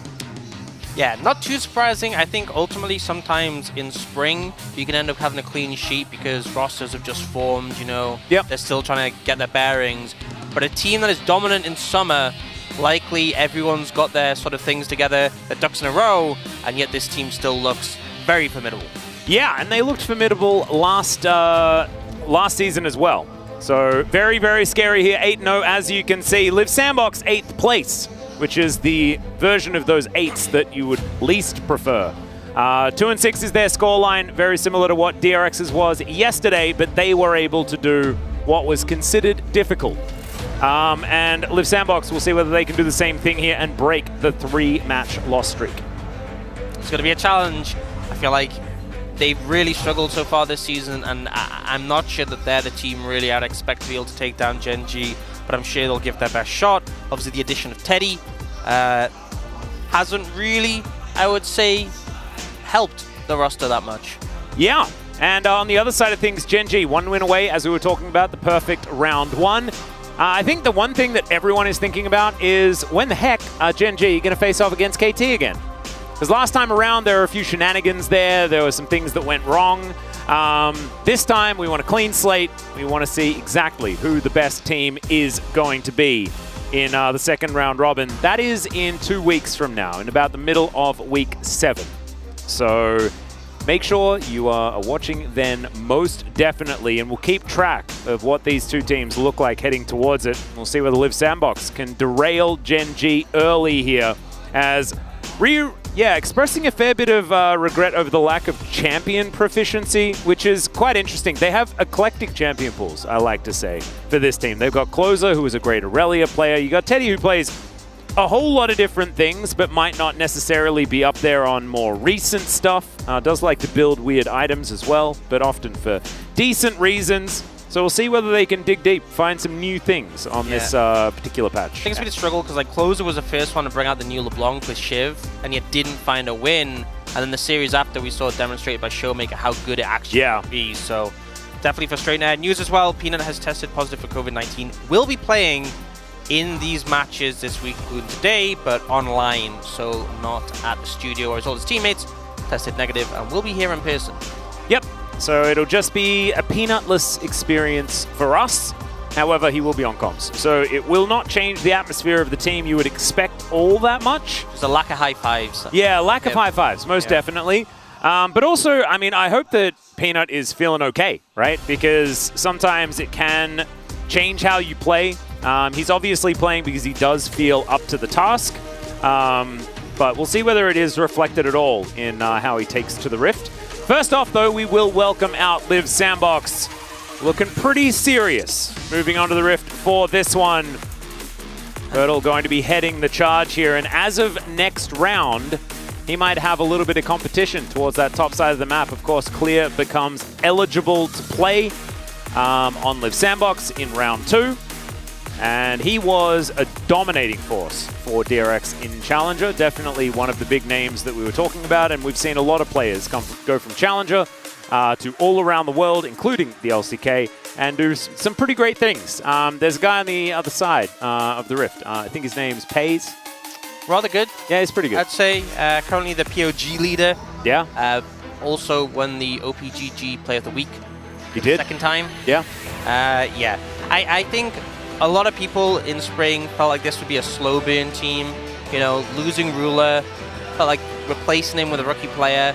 The expectation was they'd be pretty good, and over time maybe they get better. That wasn't really the case. They very quickly came up to par. FaZe had a phenomenal performance in the spring finals, and yet has somehow seemed to just eclipse that and has really gotten even better. It's crazy that he does seem so much better. And also, we were praising him for his stability, but I feel like he's even more stable now, which is even more crazy. I don't know. I don't know how to. Even Chovy's had a couple of games. Chovy's been completely fine, but there's been a couple of games where maybe he hasn't been flawless. Doran definitely has had a bunch of games where he's underperformed.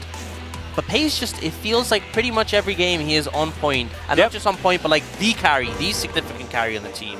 And that's why it's our key player matchup. Obviously, Teddy versus Pays, a man that's been playing for an extraordinarily long time, and a man that hasn't, is how this one goes. But we have seen these sort of matchups, and we're like, oh, how is this young rookie going to go up against this veteran? This time, we're like, how does Teddy face up against Pays? And that's, it's just the state of things. And I think a big factor as well is Gen.G, we're used to playing with Ruler, playing around him filling that pivotal role, and Pays has slid into that. But I think, you know, Teddy hasn't had that many great performances recently, but it's also down to the fact that the team hasn't done a fantastic job of facilitating him. Whereas on the other side, Gen.G have done a great job of making Pays come online. So I expect no, Pays isn't online. That's Peanut. Oh, sorry, I got confused. Yeah. I was wondering why he was in a different room. Yeah. So he was cleaning his glasses. Now we're going to get the actual Peanut shot. And he just looks like regular Peanut. That looks like good vibes. That's a good sign. He's this looks like he got away with it, you know? He like told his mom in the morning, he was like, you know what? Nah, I'm not going to school today. I'm feeling really sick. Cough, cough. Yep. You know? Nah, he just couldn't be bothered getting on the bus this morning. That's what he looks like. That is definitely good news for Gen.G. Symptoms not being too bad, but if you test positive, you test positive. And so he is absolutely fine. And that's why we see that he's not going to be actually taken off. Because if he was sick, then he would be replaced, right? We would see somebody else. We would, in fact, see Winner from Gen.G's Challenger roster. And do you know what he's been doing recently? Winning. It's actually crazy because it was kind of ironic for a while there. Now, not so much. So everyone on Gen.G going to be wearing their masks as well, just to make sure, just in case, as we're a bit lenient as far as those the mask rules are concerned. But we did see that when Deft, for example, had COVID earlier on, everyone on Damwon was on D+, were wearing their masks. So here we are, into the draft. Liv Sandbox on the blue side, Gen.G on the red side. Yeah, and I think when you're coming into a matchup like this against Gen.G, very important to ensure that you have positive lane matchups. We kind of saw in the previous series that Nongshim just got rolled in the laner phase. Didn't really even feel like they had a chance to see what their composition did in the later stages. So I think ensuring you have positive lane matchups, ensuring you have priority is going to be really important here. And see Annie, Nico, both really powerful in the mid lane. Banned away, Emilio as well, taking off the cards. There's still a Tristana open, which has been very popular with Ivan as a combination. But first off, the Sejuani going to get taken away. We've seen quite a few of the first pick Sejuanis. Yeah. I'm glad to see it banned. Poppy, also another one that's available that Peanut's pretty potent on. Yep. Tristana ban's going to come through, so denying the Tristana Ivan that has been very successful so far, and LeBlanc could be that final ban from Gen.G, so could just lean towards Yazir. Still things like the Renekton being very popular, that's open and available. There's Quinn. if you want to. Into the Renekton. You could theoretically do it. But I think as well, if you look at the bans of Transgress, a lot of mid laners banned out, and I think that makes it a lot more comfortable to pick up the Azir. And I don't think that Chovy's going to be the sort to pick the Yone like Zeka did. I mean, he could. He could in theory, but I'm not sure how. Would he be able to stand up to the performance that we saw from Zeka, though, in that game? Is Kai'Sa going to be locked in? This is cute, because Pei's most likely to be playing it. Peanut going to cycle through a whole bunch of really good options, right? Like, the jungle pool, it's only, I mean, technically Nico and Sejuani that have been banned away. Peanut looking for one of his favorites, of course. Locking down Azir becomes a whole lot easier with a Poppy, and Peanut very, very good at the champion. I'd kind of like to see the Ivern, but it's not going to happen. It's going to be the Poppy locked in. Of course, could still see it, theoretically, as Doran could be playing the Poppy, or Delight could be playing the Poppy. I think part of the reason for the Poppy pickup is if you take Vi, and then Live Sandbox take Poppy, and they have Azir, it's going to be very difficult to play Vi into. So, wanting the more favorable match in that regard, we'll just pick up the Viego. Don't think it has the best synergy with the Azir. We often see like Annie Viego being a really strong combo, but just going for some comfort there. And then the Renekton for Beardle, obviously the premier top lane pick on the patch. Chovy gonna go for the Ahri. Now, this is the pick that has kind of fallen off a bit, but we have seen a ton of mid lane bans in the first rotation, so maybe justifying it. I also think if there's anyone who can still perform on this pick despite the drop in priority, Chovy is probably there. And Chovy was actually one of the players that was outspoken. I think it was last week. He was talking about the fact that Ahri really feels to have dropped some tiers, even though not necessarily directly buffed or nerfed or anything like that, with Azir coming up. Felt like Ahri was falling down, and he's still going to go back to it. His Ahri, of course, legendary. His win rate still absolutely absurd. So I'm looking forward to seeing how much extra practice has been done, what different tech he's going to employ in order to make it work here in this mid lane. And of course, having Peanut in your back pocket going to help out, especially if he can get these heroic charges working out. But also, Live Sandbox noticing that they can't flex the Poppy to the top lane. True. And not wanting to deal with the Ahri Vi combo that was really at the forefront of the meta about half a year ago when we saw Ahri just 100% priority and paired up there. So concerned that this could be a top lane Poppy pick, which would obviously be fine in the Renekton. Should be able to hold their own, and they're leading to a good jungle pick. We'll see if they opt for that here. They might just go in a different direction. There we go. All right, riddle me this. Is Poppy Kai'Sa a good lane? It really depends what you're playing into. Poppy as a pick is a support pick. It's kind of completely dependent on what you're matching up against, because into picks like Alistair, you can obviously block his combo. Yeah. But there's some matchups where you are pretty much useless. You just have to try and smash him with the wall. So I think it very much depends. Just because last pick Ivern could come in. I don't see it. Also, Peanut's Ivern performance left something to be desired. He was having a good time. He was. As Ash Braum going to be locked in here. Pretty stable bottom lane here for Teddy and Kyle. Delight, do it. Just Brad. I think when in doubt, Brad. So I think the Ash Braum makes sense in the theory that you're going up against a Kai'Sa who wants to be paired with engaged support, but if you're going to do this, I would have much preferred you to ban the Rakan, as it's very comfortable picking the Braum. It's very hard to stack up the Braum passive on the Rakan before he dashes out again. So bot lane matchup's fine. Mid jungle, you know, we've seen Chovy be good in the Ahri, but I think having the Azir definitely gives a bit of favor towards the Sandbox. But then this top lane matchup, the Quinn into the Renekton, not a fun time for the Renekton. And really, it might end up being whether or not Willa can show up and try and make something happen. Otherwise, you know, you try and dash in, you get vaulted on, you get chipped away. It's very frustrating to play that matchup. It certainly is. Although, this is Doran's Quinn. He did have a good performance. He's played it one time so far this season and was pretty good. Other attempts were a little bit more middling. It was mainly Keen that was able to play Quinn in the LCK. It's kind of been that way for a really long time. We only had about a sample size of 5 as far as Quinn games into the Renekton are concerned. The win rate, still positive, but pretty close to 50-50. So we'll just have to see how it goes in the hands of Doran once again. Already had some stage practice on it and still feeling like it is the way to go. And it does feel like a very, very, very difficult matchup. But if Renekton ever gets his claws into you, I mean, it just goes downhill so incredibly fast. You cannot make any mistakes. We'll see whether Doran, like, he just needs to break his hand warmer, right, before getting onto the Rift, and then he'll be okay. Yeah, and obviously Doran has had some mistakes frequently in lane so far this season, but we'll see if he can pull it together for this game. Yep, and here we are onto the Rift for game number 1.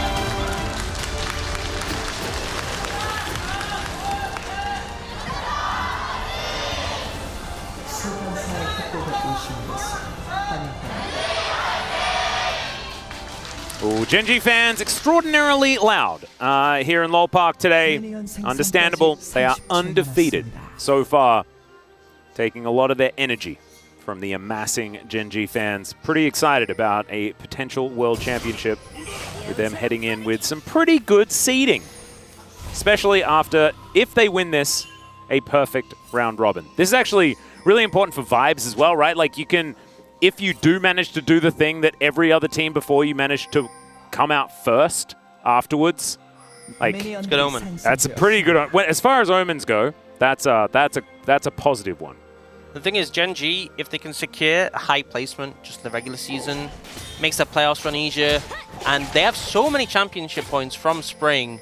Even if they don't necessarily win in playoffs, get the whole thing, get the title, they'll still be in a very good chance to go to Worlds. If they come second, it's secured. So definitely want to get as many wins under the belt as possible and at least get in that top 2 spot and ideally finish out first so they get the first round bye in the playoffs bracket. Now, Kale and Teddy doing a good job. If you're playing Ash Braum, the level 1 is super potent.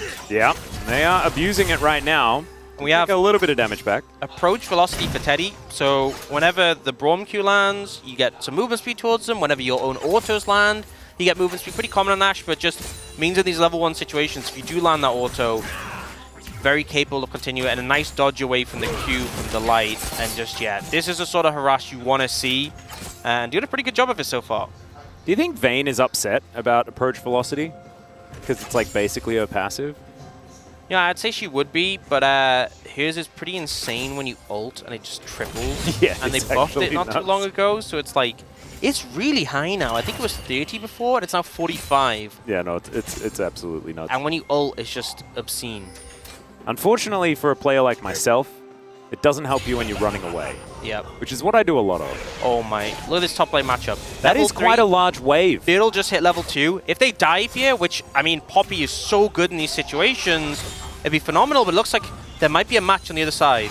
All right, there's the heroic charge, and unfortunately, there is absolutely nothing they can do. But let's see whether this one works out for Willa. He's going to try his hand at it. That is a snare on to Pace. Kyle, he can't take up the turret for much longer. Delight's going to lock down that kill. It's going to be the second one for Gen.G. They go 1 for 1, though, and Teddy is still alive. So theoretically, a win on the bottom lane for Liv Sandbox, but more of a win for Gen.G top. Yeah, so still very positive for the side of Liv Sandbox. A huge wave denied there. The thing with the top lane matchup was obviously it was super clean. A lot denied away from Birdle, but he does have DP to get back up. So we'll be able to at least recover some of the experience, but still being zoned away, still having a terrible time. Willa? Yeah, Delight taking a little bit of damage there. And Willa's just going to continue fighting. Buckler not going to kill him, but Peanut just saying no shellfish for you. He will acquiesce. Yeah, I personally think that maybe at 20% HP might be worth recalling, which he has decided to do now, but they burn his flash essentially for little. And now, looks like Gen.G might go for the opposing play. And if they can actually zone Teddy from even getting to the tower, could be problematic, but I think going to get scattered out here, and you have to be concerned about going up against the Braum. You know Willa's just reset. A 3v3 behind the enemy tower, probably not the play. No, especially not after, you know, Pays died relatively early on. Large minion wave for Teddy to get through as well, as we're going to check out this dive one more time. Honestly, huge stacked wave and a Poppy and a wall. Yeah. It's enough of the story, I think Riddle misplayed a little bit, got a bit too close to the wall, but to be honest, I think he was dead regardless, so it doesn't really matter. And then here, they're doing everything they can to try and lock up Willa and buy time, but he actually ends up just getting out of the tower before that second hit connects. The Braum does die, but, you know, you're a support. You did your job. Yep. So we're going to check out the Chovy Ari win rate. Yeah, 21-3. It's a large number. Decent KDA on the champion as well. KDA bit on the nose as far as Chovy is concerned. We did mention his 2019 season, the one that they went undefeated in, I believe, round 1 of Spring. And at that point, he had a KDA of over 100 for many many matches in a row. Pretty impressive. Not bad. Yeah. I remember when it became definable. That was very fun. I mean, instead of it just being a dash every time and us having to infer what it might be if you had have theoretically died. Don't have to do that now because, of course, certainly hasn't got those insane numbers. But his Ahri has always been very, very good. We'll see whether it is going to continue to be so up against Closer in this matchup. Especially recently, a big growth for Chovy is he's been so active on the map. And when he does have the opportunity to move, when he does have pressure, him and Peanut have just been kind of taking things over. We do not have the level 6 from the Ahri, so closing it a little bit low, but don't think anything much is going to happen there. But still, bot lane, we see Teddy and KL doing a fantastic job, honestly, of punishing. And it's not just Paze who's been having a good season. Delight has also had some really pop-off moments, and yet in the 2v2, Teddy and KL are pulling ahead, and sure, they did have the dive that definitely helped out, but glad to see that they are challenging. They are not just accepting Gen G having the stronger bot lane. They are trying to combat that and doing a pretty good job so far. They certainly are, utilizing the power of the Ashe and Braum early on. I do really like Ashe and Braum just because you are strong in lane, but then you've also got a lot of uses after you get out of it as well. Yep. Lots of engage potential for the Ashe, lots of vision control availability. Braum has got a door. Peanut, he's making his way forward as well as Chovy's committing, doesn't find the charm though. Looks like Closer won't even have to flash. Really nicely played here by the Live Sandbox mid laner. Yeah, such patience not to burn the summoner. Really well played there because obviously the charm connects. You know that follow-up's coming in immediately, so Chovy not managing to land it there. But Peanut looking again. This Hex Flash gets through the Emperor's Divide. That work? Okay, that was pretty cute, I guess. Didn't know that was how that one worked. I'm not sure it's supposed to work like that, but it definitely did there. So, I mean, I'm pretty sure Heroic Charge is Unstoppable Force as well. I think. Yeah, no, I don't know, man. We might be able to get some understanding. Maybe there's someone that knows better than us. Well, I'm glad it didn't make much of a difference. So, got to pick up the Dragon. Good start, getting that early Mountain Dragon. Obviously, the prio from the bot lane really lends itself to that. And sadly, it's going to be a Cloud Dragon next to no Cloud Soul. Oh. I know you were hoping for it. I was. The main thing that I was hoping for was no Chemtech Soul, but that is still well and truly on the cards. You're going to say you concentrate, please. Gonna say, I'll do my best.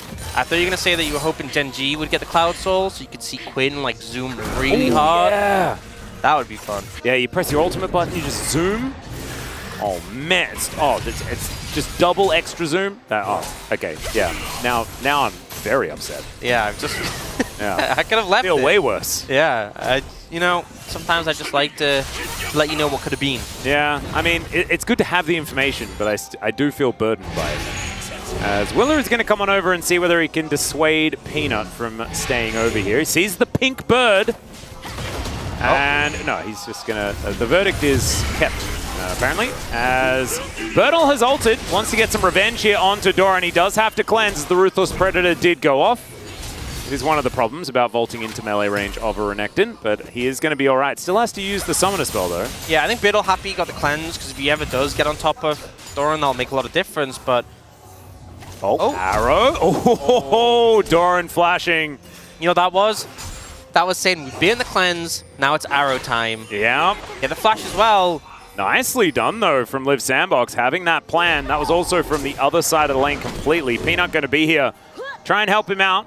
That's going to get the shove, and then Doran should be able to fly his way back up there. 2v2 here on the top side of the map, as Birdle was blinded. So one of the things playing Renekton to Quinn is it's very unfun, because anytime you try to dash in, the Quinn vaults on you and creates distance.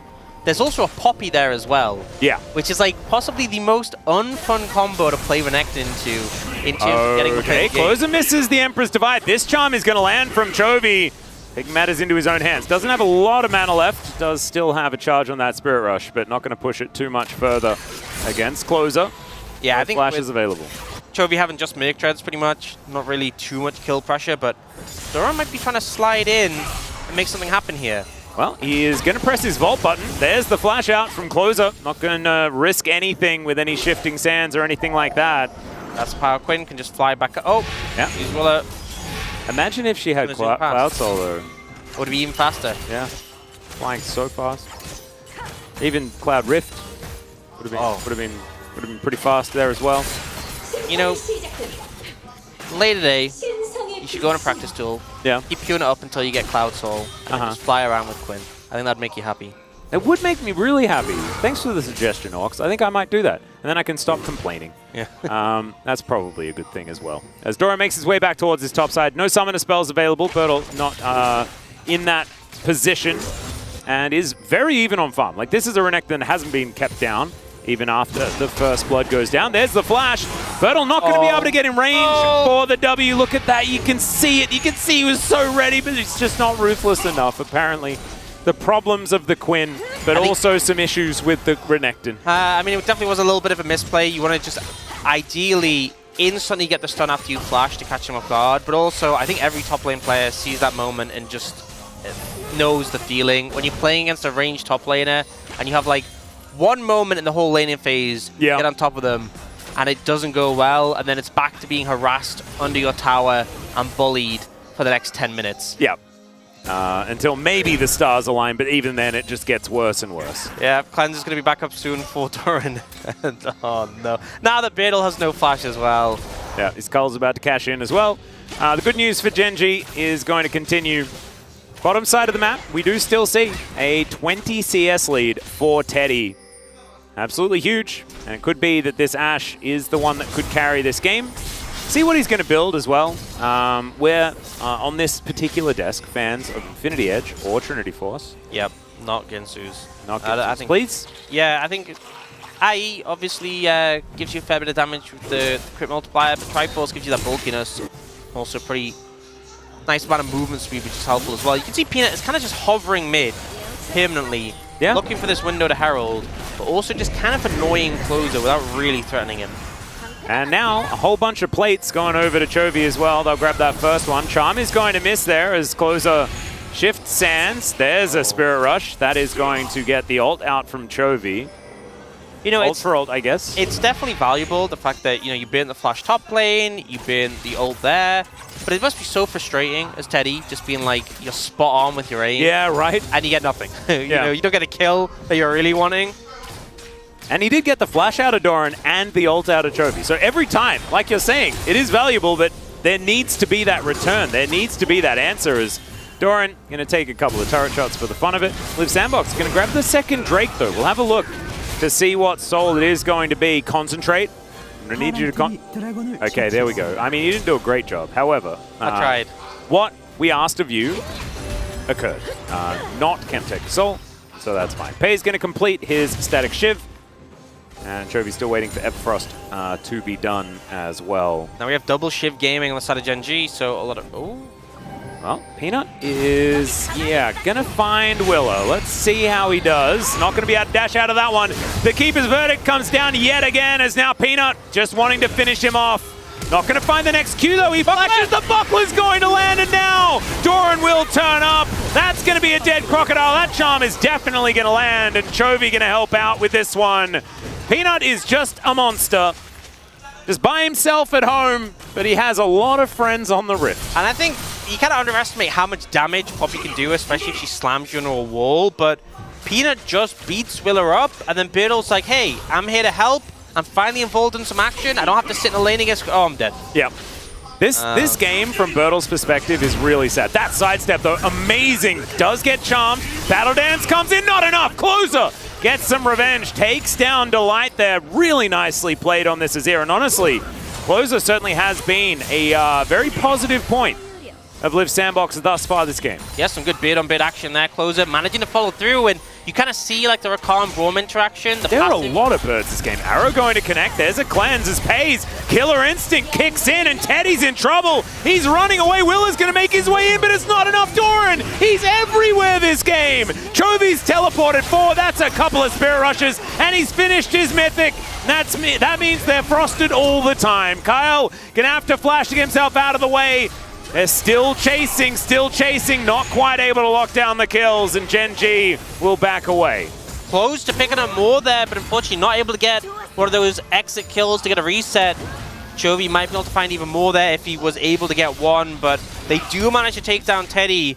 looking for the 1v1 between AD carries, and it ends up being a 2v1. Doran kind of cheating there. Yeah, a little bit to be unfortunate. honest. Yeah. Although, I mean, Teddy did decide that he was backing away, and so he tried to call off the duel already. I'd say that we can't be too harsh on Paze for calling in the cavalry there. Well, as I'm this not was sure. Peanut just lying in wait. It's very weird that the blue trinketed there when Peanut was in the brush. Maybe that was just to make sure that Willa doesn't go in there or something. It's mind games. Maybe. But regardless, you can see the value of the Poppy in these tight jungle corridors. You can get the stuns. And then here, so this is what I was talking about, is that the Braum struggles to stack up the passive on the Rakan in time before he dashes out. But Closer doing a fantastic job to close the distance. That sidestep, the grand entrance as well, just amazing from Closer. And yeah, Teddy didn't really stand too much of a... Yeah, he did. This was his decision. Doran shivs the Ashe, and then they're not quite able to line them up for actual kills here. But still, I think the message was sent loud and clear. Yep, this is their neighborhood. Yeah. I think as well, maybe trying to look for the charm on the Viego, but the KL ended up blocking it on the Braum, and as a result, didn't quite have enough damage to get the reset. All right. But regardless, there's a ward there. There is no turret bottom lane. God, I feel so bad for Beardle this game. Yeah. Yeah, it's not his fault. It's like I think there are some matchups in League that are pretty unplayable. There are some where it's like, you know, unless you're like way better, you're just gonna have a really bad time. Yep. And this top lane matchup is definitely one of them, where you just don't get to have fun. You don't get to play the game.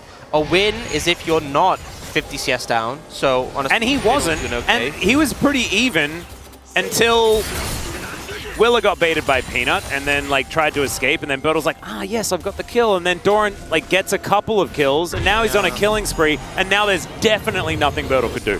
So like the early game, which is where Quinn is most dangerous in this laning phase, we've seen so many Renekton's be like half the CS of these Quins. That's what Keen tends to do in these lanes. Doran has played it out so much differently, though. It's just that every time Bertle tries to get in and affect anything, Doran's there making his life a living hell. And it's continuing to be that. You actually see the Stride Breaker come out from Necton. So this is where, before they changed Prowler, you could maybe expect to see the Prowler's Claw to get close on the Quinn. But you don't have like the Stride Breaker, yeah. So you don't have the option anymore. So at least the Stride Breaker, you get on top of the Quinn for the slow, trying to keep her in place even if she does cleanse. Genji set a trap, so Herald's going to come down mid. Genji are in position for a flank. Yeah, Bertle sliced over that wall, so won't have that mobility. As now they're looking for that flank angle. They do manage to break down the turret as Paze just going to get thrown back. He's been abandoned by the rest of his team. Will try to escape as there's a heroic charge. They take down the Kai'Sa, though. They trade 80 carries, and now Closer, he won't be able to avoid that grand entrance. Now he's going to be dead. Bertle is running for the hills. Birds, foxes, crocodiles, all the animals. Doran is going to... Oh, I was scared. I'm really glad Jonas Strong actually showed how dangerous that was. He had a lot of rage there, but not actually going to opt into it. 2 items complete compared to the 1, and I wouldn't like those odds either if I was Bertle. So even though Liv Sandbox managed to find Paze, managed to take him out, it doesn't end up being enough for them to win out the fight. The rest of Genji collapse in. Oh. All right. Doran just going to come on over and kill the turret. There it goes. Yep, so turret taking top. They also managed to get the dragon off the back of this, so I think Genji pretty happy with how it panned out. But yeah, we get a series of events where they look at this flank angle, they're forcing Beardle away, but Paige just overextended, had flash, could have flashed the Azir ultimate, and probably would have been in an okay position to get away, but a little bit late there, uncharacteristic, but then Closer's left exposed, the ult on the Braum to knock them away from defending the Azir, pretty solid as well. All around, Genji recovering well from losing their initial AD carry, and at this point, 4.5k gold up. A lot of that obviously is going to be in that top lane. All right, Teddy. In trouble, going to be caught as the charm moves over the door, and once again, the Ashe is going to be taken down. He hasn't had an opportunity to flash twice now in these situations. Peanut going to heroically charge his way out of danger. That's a double kill now for Paze, as Doran just swooping his way in to pick up the scraps at the end. Bird references aside, does kind of make some sense there, but Gen G just destroy Liv Sandbox. Outer turret going to fall. There's the flash over. Kyle going to be taken down. That is a very dead Quinn, though. I like the killer instinct there from Doran. Doesn't get a shield like Pays does, though, when he has it. Definitely typed in all chat with. Yeah, 100%. I think on the back of that one. But yeah, Gen G just picking Liv Sandbox apart, finding these picks, using the mobility they have between the Quinn, between the Ahri, between the Rakan, to just pick apart Liv Sandbox. So we'll see the replay coming out here, getting the charm here, managing to just circle around and catch the Ash hitbox. Really good from Chovy there. And then I don't think Peanut expects to, but manages to get on top of the Azir.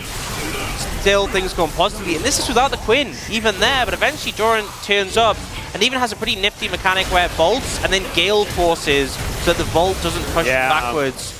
So clearly a bit practiced on Quinn there, but trying to be as aggressive as possible, which eventually does end up costing him his life. Honestly, when Doran like randomly throws his life away like this, you know that he's feeling himself. And honestly, if you're a Gen G fan, it should probably make you feel better. As we're going to check out Chovy's perspective once again. The double stun with the Everfrost, making sure that the Unbreakable doesn't stop any return.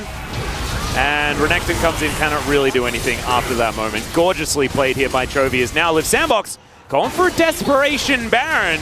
Quinn and Valor flying their way over as the Void Seeker is going to find this one out. Chovy dashing forward, finds the charm. Oh, the Keeper's Verdict comes down as well. That Braum is going to die. Closer gets a great ult. That is going to disengage it.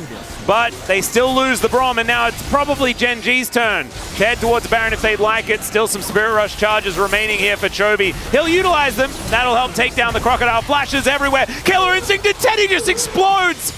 Oh, Pays is taking this early game somewhat personally, you could imagine. And Gen G, now it's Baron time. It just feels ruthless. Anyone on Liv Sandbox who's slightly out of position, probably doesn't even feel like they're out of position. Someone from Gen G is there to dive in, to get some CC down, and end up taking them out. How did he land that charm onto Willa, by the way? I need to see this in the replay. Really slow it down, if I'm being real. Yeah. What? Oh, I mean, I guess there's a whole pile of people who's going to land on someone, but landing it onto Willa, that's the priority target. Yeah, and then the chase down interrupted a bit from a good Azir ult. The Biddle overstays a little bit here.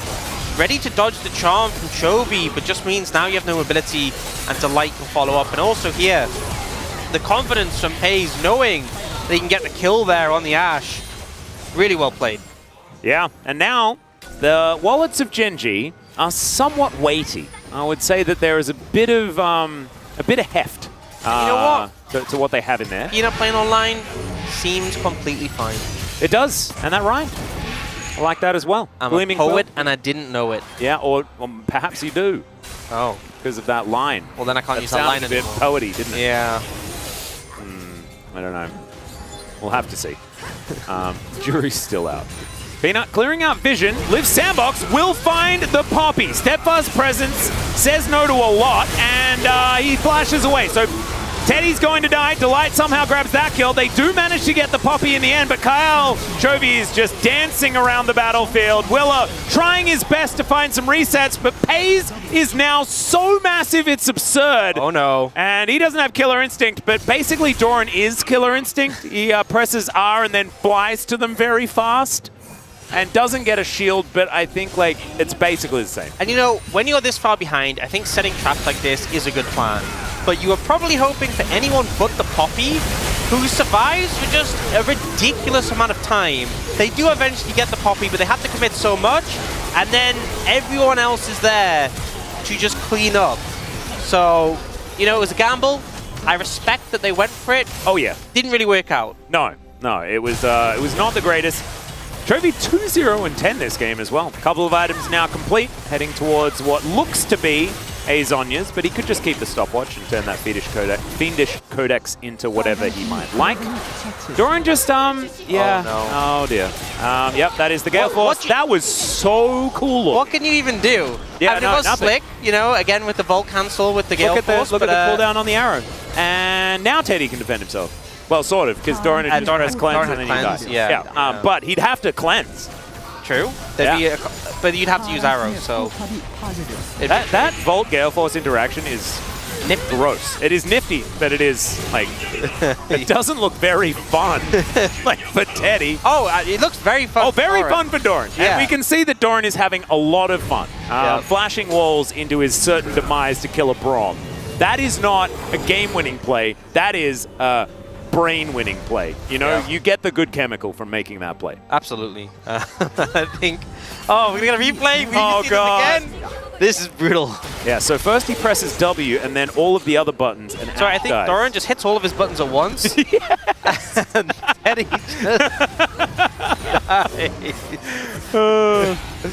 And now Pace has 3 items. And a Teddy has stopwatch. 2. Yeah, stopwatch is done. And the Zonya's actually complete there from Chovy. Did decide to actually go through with it. We've got Lord Dominic Strigard for Doran. All in all, I could go down the line and talk about items that players have. Closer kind of has them. The rest of his team doesn't. And Genji has everything Boris has to offer. Yeah. That's pretty much how it goes. These autos from Doran. It's just like, you come out of ult, you auto fiddle once with the Shiv, and you just do like, it's not like a ton of damage. You just chunk them out, and then you just mount up again, do the same thing. Yep. Oh. Yep. Oh, no. Is he just going to do the same play again? Well, basically, there's the cleanser we were talking about. Not exactly fast enough on it. There was Doran in order to guarantee the kill onto Teddy. So nicely played. That was Teddy without flash as well. So now the arrow is on cooldown. And so theoretically, Doran next time can just kill him. Yep.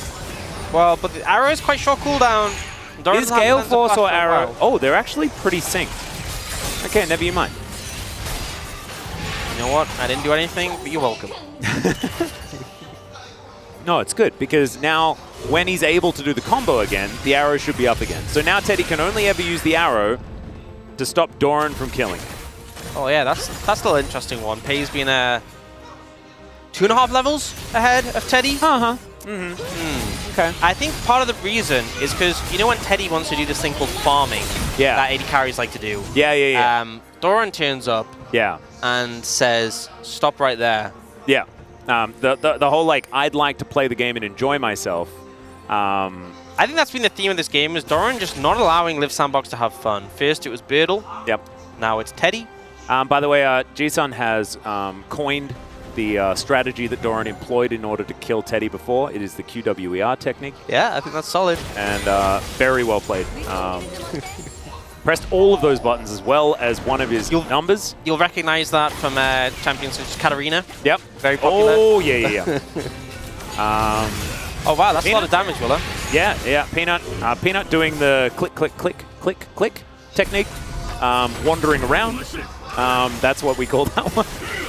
That's basically Peanut's Poppy in a nutshell. Sometimes, you know, he presses other things. Doesn't really like it. Killer Instinct going to be used to dodge the arrow. Just to really highlight, you missed. And also, no, but do you know what's happened now? Teddy has pressed the R button. You're not allowed to do that because you know who swoops in, literally? And the QWR technique. True. It's hard to say very, very fast. As Charm is going to land onto Willa. Peanut, steadfast in his presence. Does get hit by a Christmas tree. Still, just created enough distance. Steadfast presence is an anti-fun button, isn't it? Yes. And it's very effective, especially because one of the problems is Live Sandbox don't have much engage in their composition. You keep seeing Kale doing the carrier, where you kind of dive forwards on Braum and try and make an engage happen. Not working so well, and now they're just going to go and take Barret. There's also some other bad news as well. What's that? So Teddy opted to pick up an Elixir of Wrath. He was like, you know, the next fight might be the last. I'm going to pick this up to give me some extra power. And then a fight hasn't happened yet. Maybe one still does, but he's already behind, and he spent 500 gold on that. So I like the look. Honestly, I like the gumption. Yeah, I do like the idea because honestly, you've basically lost the game already. And but it's kind of like, you know, that guy who's at a roulette table and like, loses the money and then just puts double. Like, surely, you know, it was red last time, can't be red again, and then it's red again. Yeah. It's just getting worse. Yeah. There's something about that the sunk cost and the thing. I don't know. Not much of a gambler myself. as Chovy going to help take down Soul Point here. That's a lot of oceans, as Doran pressing a bunch of buttons here actually doesn't cancel the vault. A good idea in this particular case. Sometimes you want to vault. Exactly. Closer actually going to get a tower in the top lane, but there we go. Meanwhile, you can see the wave being pushed in mid by Chovy. Genji not really able to do much more with the spot wave. I think going to try and apply some pressure to the mid inhibitor turret. See if they can take it down. Yep, Chovy going to usher that one in, and so it should mean that the base is broken. Should be able to grab this inhibitor as well. So far, Live Sandbox have been defending relatively well as Chovy dives in. The arrow going to connect on top of him. He does go golden in time, though, as the knockups are pretty big, but that Emperor's Divide even bigger. Delight trying to get out. Chovy somehow survives, and now it's Baze on cleanup duty. Teddy can't do anything. The cleanse is somewhat late, but he's going to be able to stopwatch. And look at Kyle. He's like, I've got this door, but there's nothing he can do. Double knockup on Delight as well, as that is the pentakill in the end for Pays on his Kai'Sa. Oh, and Genji will now just win the game. How did none of them die? I don't even know. Even a game that doesn't feel like it's that much about Pays becomes about Pays. Yeah. All of a sudden. Yeah, pretty phenomenal game. I think some really good play across the board. And Doran, someone who I've been critical of for some of his laning issues. I'm starting to trust him on the Quinn. Yeah. And I didn't know that that was a sentence I was going to be saying about Doran, to be perfectly honest. Oftentimes he's picked it, but it's been other things that have made the game a success. This was largely about how he was able to not only win lane, but also get around the map. Yeah, and just destroy everyone. Helping out Pays on that bottom side, absolutely fantastic. And you can see Doran in very high spirits as well. Often a player that's very hard on himself. And so really good to see him happy. Not going to have Peanut there though. He's going to be on a TV or something like that. They should get like a tablet or a phone. Yeah, a little Peanut, and they should hold it up. Or they like strap it to someone's face. Because we're like a morph suit or a mannequin, yeah. Just get a mannequin that has wheels. And they sit it in the seat. Yeah. We should have pitched this. It would be great. Yeah, it's an absolute missed opportunity. So Pays gets a pentakill, but Doran still does the most damage in the game because he's Quinn and he was hitting a crocodile the entire time. The amount of damage he did in lane as well is kind of insane. Yeah. He did more than Peanut's damage in the laning phase. Yeah. That's it's pretty absurd. You know how I was saying that thing before draft where I was like, you don't want to end up like Nongshim did where you kind of just lose lane so hard the game's just over. That is what happened, so... Yeah. Well, we'll see whether they can go back to the drawing board and figure it out. They have the opportunity to head towards the red side if they would like to, or they could choose blue side once again. We are going to choose to head to a short break. When we get back, the space, and then game number 2.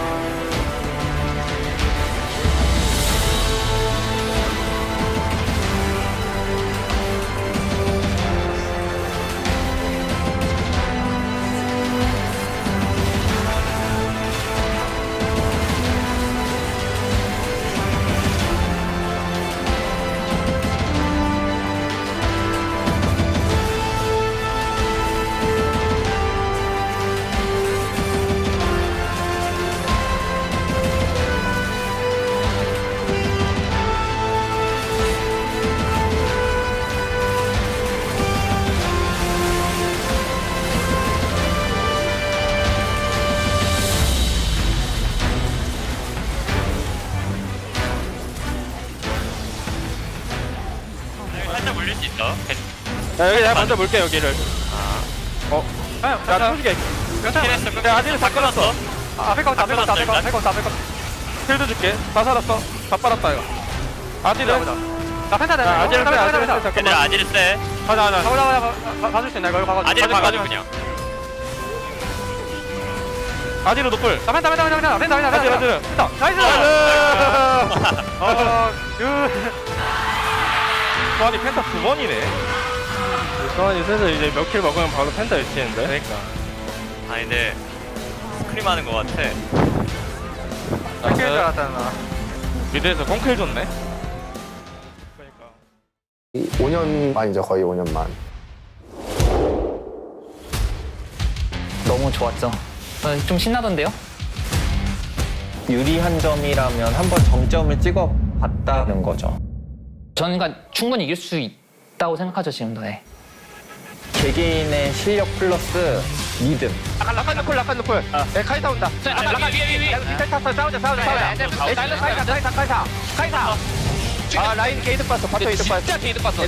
나이스. At one point in time, you were the only region to have ever won Worlds. True. Yeah, no one can take this away from us. Absolutely. Yeah. I still use that The Janna first skin. ones. All right. Well, that makes one of us. You play Janna? Yeah, I was going to say, no one's picking up on the fact that I never play Janna. Yeah. If I was to play Janna, though, or like, that I do like the Gragas. It wasn't the Suche Gragas. Yeah. That was his skin. There's a lot of And good Karthus. skins. I know, but like, if you want to mix it up, it's got a good belly on it. Yeah. You know? I think Scuba and Hillbilly are my I love Scuba Gragas, man. It's so great because it's such a rare skin. No one uses it. And then when you use it, it's terrible. It's so goofy.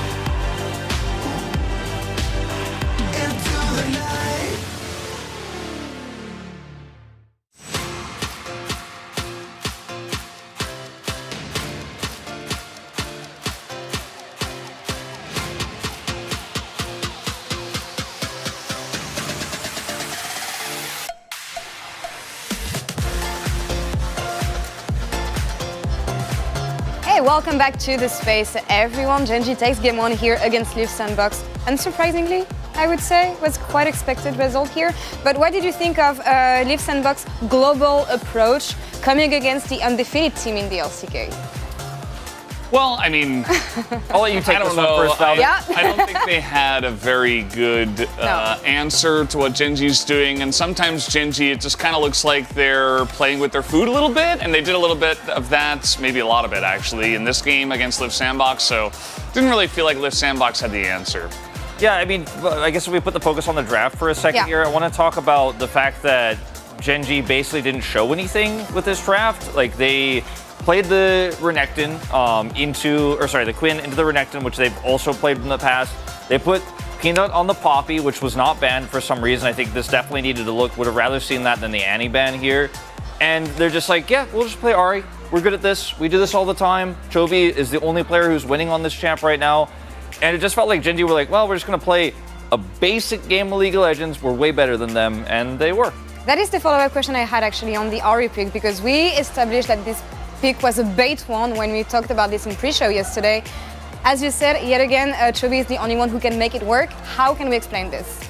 I mean, especially when Ahri started getting popular after her small rework, when Faker started playing her a lot, we noticed that you really have to be proactive a lot of the time to really make it worth something. If you're kind of sitting back and you're just trying to hit charms and not really doing much, you're not getting much done, right? So especially from ahead, Chovy's really good at enabling his team, jumping forward, looking for the picks, and that's really where Ahri excels. And I feel like that's why he's one of the only guys, and Faker in the beginning when she was first getting played a lot, that have really seen the power in this Ahri pick so far. It's a playmaking champion where if you're ahead, like you said, or if you have a really strong jungle player, you have a lot of agency, and I think Ahri's ultimate allows Chovy to fish for incredibly big plays, but also allows him to get out of hairy situations because he's always trying to push the boundaries of what's possible in League of Legends, and it's a great champ for him as a result. Yeah, player different. Fate also has 1 win on the champion, but not quite successful enough maybe to be prioritized so much. I want to jump into the early game, and I want you guys to tell me how things are. No, you know what? We're going to jump right there into this team fight because not much happened actually in the early game up until this point. We think Live Sandbox can have a good situation here, and yet they don't. This is what Peanut does, is he takes 1 lane of pressure, and this is why Doran playing strong side, which has been pretty rare until this season. He has a lane of pressure, and he will push the envelope so hard here on the top side of the map. Doran can come down and help out. Chovy's going to come over. And this is a plan that's like 3 steps ahead here for Genji, where they know, okay, I can find the Viego. Worst case scenario, I push the Viego out of the jungle, steal his farm away. He loses a lot of gold. Doran continues to have that momentum. If they try to force the fight, it's a fight they can't win. So Peanut just is able to understand we have this much control over the map right now. Chovy will roam, and if they try to fight, they 100% lose. If they don't fight, we also win. Yeah, I mean, Quinn is always going to dunk on the Renekton, and having your jungler there for a lot of the game just means that you can do what you're meant to do, right? And that's why they go for this pick. That's why Peanut always does that. Used to do it in the past, like you were saying, down in the bottom lane as well when that was the meta. Just Hex flashing over the wall on the Poppy. He's just so good at playing to the lane that matters the most for the game state and the draft that they selected. You were saying that Genji was more from them not playing with their food. I felt that lately they were not as decisive as I would expect them to be, given that they're the first team in the LCK right now. So what do you make of the way they play the games? And is it limit testing, playing with food? Because I feel like you have to take risks when you don't get the data you want from the games because you're stomping everyone.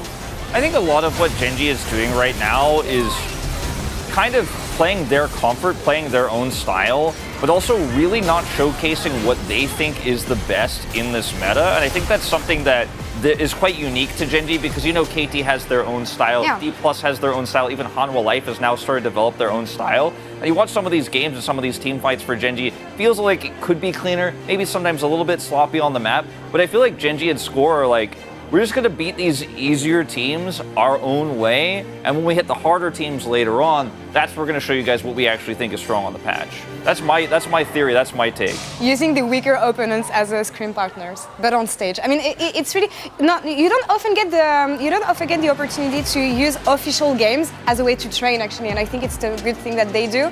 Let's reveal player of the game though, because I'm not sure who's gonna get this one and if media is gonna troll us. It's fine. Okay, Chovy gets it. It's okay. They can still troll us. There's still an opportunity to see 3 Pays votes in the bottom side. But no, yeah, this is what we were talking about, right? Chovy, he just finds an angle, especially from ahead. Like, Ari just has so much ability to just roam around the map, look for picks over and over and over again, especially get the resets in the team fights, the extra dashes rather. Hitting all of his charms, right? The skill shot's very important. And, Chovy POG angle, I think Doran's probably going to get some votes as well. And overall, it just showcases how much power you can have when you are ahead on this champion. And Chovy now, I think he's like 22-3 on Ari, which is something like a 90% win rate, which is just insane over that many games. Yeah, at 500 POG points, I think, I would respect votes to either solo lane and the jungler who connected them together, right? I think Pays, he was a little bit behind, right? But Doran made sure that Teddy couldn't play the game. Look at that. Oh. Even media did it right. Nice. Okay. I respect it. Media not Keck W. I was about to ask you a quick take on the second game and how Live Sandbox can win, but we don't have time for this. Back to casters for game 2. Thank you so much, Law, and the gentlemen of the space as well. Absolutely fantastic breakdown. My voice is going. That's what happens. That's what happens when there's too many pentakills in my games. Yeah. And not enough Cloud Souls. Yeah, I get a bit choked up without my Cloud Souls. Did you have to remind me? I'm sorry. I keep bringing it up. I think I spoke about it for like 10 minutes of the last game, and the game didn't go much longer than that, to be perfectly honest. A well-deserved and not robbed Chovy POG. You love to see it. Some votes around as well, but otherwise, everything in order. Still, Pays looking fantastic as well. So Gen.G just looking like the team that has been undefeated so far this round robin. One more victory, and they will solidify it. And all the signs pointing towards Gen.G taking a victory here in summer based on what we've seen with previous perfect round robins. I think the difficult thing is that even when you see Gen.G have some struggles in the early game, bot 2v2 didn't go too hot in that one, especially with the dive that came through. Gen.G just always seem to be so on point in team fights, and when it gets to the late stages of the game, having Chovy and Pays as your carries, very hard to match up into. We do have same sides for the bans, and we are seeing same bans come out, so not too much difficulty yet. We'll be interested to see if we get a shake-up in terms of what Live Sandbox do, or maybe that 2-3. I would be surprised if they still went for the Azir first pick. Yeah, I mean, this was the only part that went well, honestly, in the laning phase. Yeah. And Chovy still got POG, which is hats off to Chovy, playing these team fights extraordinarily well. The skirmishes in the mid lane as well, absolutely fantastic. Finding those angles like nobody's business. But I don't think this game was Close's fault in any way, shape, or form. We'll see what they are going to do to try and alleviate this, as the Kai'Sa still going to get that high priority. I imagine Poppy doesn't need to run away from this game either. Peanut looked very, very comfortable, even if he was doing it from home. Just to update you if you have tuned in a little bit late, the reason you're seeing Peanut here not being at LoL Park is because he did test positive for COVID-19, but has very mild symptoms. So he's still fine to play, and it's going to be Vi this time around. Peanut wanting to mix it up, and this makes things quite difficult, as you don't want to give away the Poppy, but now you've guaranteed Ari Vi. Yeah, so has that really strong duo, obviously Gen.G are looking for, but the problem is now Live Sandbox know about the Quinn, they know it's going to be picked in the second rotation if they don't ban it, so I'd expect it to be banned. So the choice is, do you commit to the Quinn now, or do you go for the Chovy Ari in combo with Peanut Vi? And I think this is the right call, but ultimately it does mean that you've given over that Renekton without being able to challenge it at this stage of the draft. You're also playing Vi into Poppy, which can be a little bit rough. And yeah, fully expect Live Sandbox to ban away that Quinn, and this could be some solid tweaks for them. Yeah, kind of like the adaptation from Live Sandbox. It does mean that now we're expecting probably like Quinn Gragas or something like that to make sure that Bertle's lane is as comfortable as possible. Quinn Jax, perhaps, if he doesn't like that matchup as much. And it does mean something like the Rel is almost guaranteed to come through for Delight. They can play the Kai'Sa Rel lane if they would like to. They could still ban Rel in this situation, and I don't think it would be as big of a deal if the Gragas went over compared to the Quinn. Like, the Gragas does neutralize the Renekton, but it doesn't, like, destroy him. So we'll see what they opt to do. We'll see if they opt to go for the Rel ban here, because I think Kai'Sa Rel plus this mid-jungle duo, that's scary to go up against. So they will ban that out. You're right. And now Genji should just take a top laner here. I mean, I think the Gragas would make sense. Obviously, Doran's really good in it. Oh, okay. Gangplank. The Gangplank. I mean, this used to be something that did very well into Renekton. Yeah, and it did get buffs on this patch. So back when Navori was super broken, they reduced the scaling on his barrel cooldown, because Navori meant you had infinite barrels anyway. Yeah. Since Navori's not being as popular, they've reverted that. So he still gets that big spike at level 13 that he used to. And will still presumably build Navori, which is pretty potent right now, so... That means you can't build Trinity Force Navori, though. True. So I guess there's that. True, so we'll see what build he opts to go for. But yeah, I think the revert to the nerfs, definitely really solid. And we'll cut through the Renekton and the Poppy like butter later in the game. So bit of a different direction for Doran, obviously a lot of confidence here. And bot lane going for the Ezreal Alistar. This is the... We do nothing for the first few levels at all, but then we're champions. The problem with this, right, is you're picking Ezreal because you want that element of safety into the composition of Genji. But if I ult you, it doesn't matter because Ahri will follow you no matter what. And you're also playing Ezreal into Kai'Sa as well. Yeah. Which is a bit of a weird one. Obviously, Teddy is a very accomplished Ezreal player, so I guess we'll have to see how it goes. The Alistar could do a decent job of creating space, but I'm not wholly convinced on this one. No, I feel like it is a very rough situation. But like you say, we have seen Teddy's Ezreal do some pretty ludicrous things in the past. Just not, I wasn't expecting that to be what they had up their sleeve for this game. You know, you don't often like go into the sleeve and pull out a 2. It's normally the ace. Yeah. Yeah, I don't disagree. Like you're cheating in poker in the wrong way. Yeah, trying to make your hand worse. Yeah. We'll see, though. Obviously, as you said, Teddy, phenomenal champion. And a lot of builds I've seen come out for the Ezreal. I've seen like a Shiv AP build. I've seen obviously Triforce is super strong right now. Yep. So it'll be interesting to see what direction Teddy does go in this game. Oh yeah, it might be just the Shiv adaptation towards the bottom lane instead. Kind of cool. See where he does go. Let's jump onto the Rift for game 2.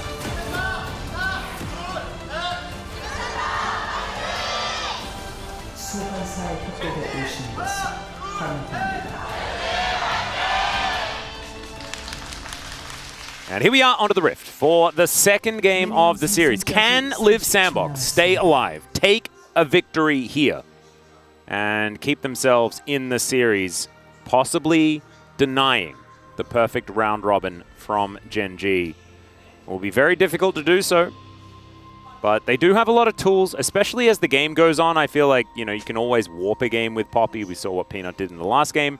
But Genji have a draft that could certainly snowball. I'd be very scared if I was facing off against this exact selection of champions and they got ahead.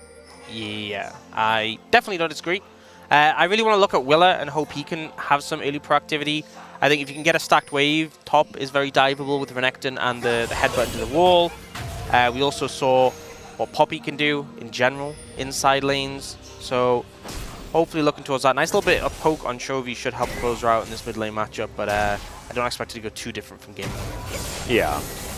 And Chovy doesn't land all of the Fox's fire onto closer. Pretty sure that's how you say that. And so just going to have to chew through some of his corrupting potion charges. Teddy, 63.1% win rate, 41 and 24. So yeah, he's played a bunch of these games. Of the Ezreal, 65 to be exact. My addition is correct. And I think they've got his passive fully stacked up. I think they should get level 2 first here. Yeah, and there is the headbutt pole. Pulls it out immediately. Delight not going to be too worried and does hook back Kyle. Oh dear, Pei's chasing him down. There's the flash. Does he have another one? He's looking for it. Teddy gets in front of Kyle. make sure that he can eat up as much of that Acathian Rain as he can. So already so many Summoner spells blown in this bottom lane. The heal needed to keep Kyle alive, he needing to flash away, but Ignite and flash down on Gen G's side as well. Pretty even in the end, but I think that it's a little bit more valuable to have Paze's flash because Kyle, he's got better flash now. Yeah, has a Hex Flash enabled and the Ignite still. If Delight ends up getting caught up in melee range, they can just burst him out with the help of the Ignite, so very precarious, but I love to see that just the fact that Liv Sandbox's bot lane looking to use that level 2, and it's consistent with their game 1 where they've been really challenging in the early levels and not just kind of playing a passive lane into Gen G. Oh, Peanut going to be able to get his Wolves, but not going to be so lucky when it comes to the blue Sentinel. Teddy does push this wave in. So once again, Liv Sandbox on the bottom side of the map, doing very well, getting a lot of lane advantages, at least with the wave state. And honestly, better than I was expecting the early stage of the game to go. We see a lot of sacrifices of lane when it comes to Ezreal Alistar in the past, as Paze going to be standing his ground. Peanut was in position, and Kyle does not have a flash available. The bait was set, and the trap was sprung. Willa not going to be able to get here in time. A little bit heartbreaking here for the cool kids. Yeah, and Teddy trying to do as much damage as possible, but just can't cut through them in return. A good move from Peanut there to find that angle, and now knowing the support's off the map, just going to go towards his blue, but Willa might be going for something cheeky here. Yeah, as this blue wasn't actually taken. There's a heroic charge. It's just going to be a smite off, and Peanut presses the smite button, and he's a happy penguin, as usual. The only target he could go for was the blue buff, because obviously Peanut was in the brush, but probably would have preferred to slam Peanut into the wall there, if I'm being honest. But, you know, Peanut, cool, calm, and collected, secures the blue. Now moving towards his topside skeleton, might even go for a bit of an invade. Chovy has Prio at the moment, so ample opportunity to look for it. Yeah, Doran seeing whether he can trial by fire someone. Not exactly eating oranges, and isn't exactly K, as we can see, but Peanut is in position. Another parlay is asked for, and Bertle's like, yes, please, parlay sounds great. I would prefer to parlay.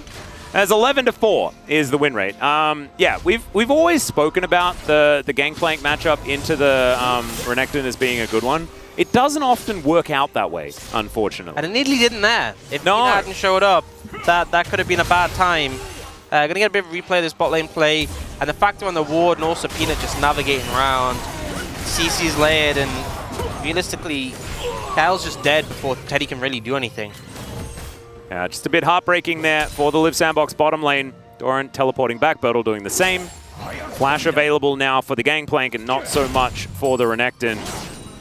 Will certainly help Doran out as far as getting back into this lane. Did manage to go back and collect the Sheen as Doran eats some oranges and says, no Ruthless Predator for you. As Closer, actually manages to avoid everything. Conquering Sands as well to win out this trade. Definitely.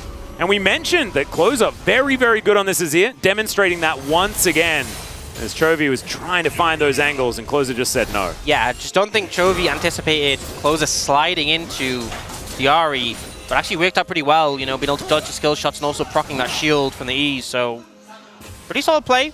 But still a lot of back and forth in this game so far, where both teams kind of challenging, trying to find any sort of advantage in the lanes. Yeah, it's really nicely done. Doran going to be able to use his barrels to clear out this wave quite nicely. Indicates that the Renekton is no longer there, but Bertle just went for a cheeky little back and collected some steel caps as well as a sword. Teddy just holding the wave, Kyle holding the wave, Teddy killing it. And they are going to keep these minions towards their side of the rift. Looks like Gen G are okay with it. They'll grab the first Drake of the game, which will be a Hextech.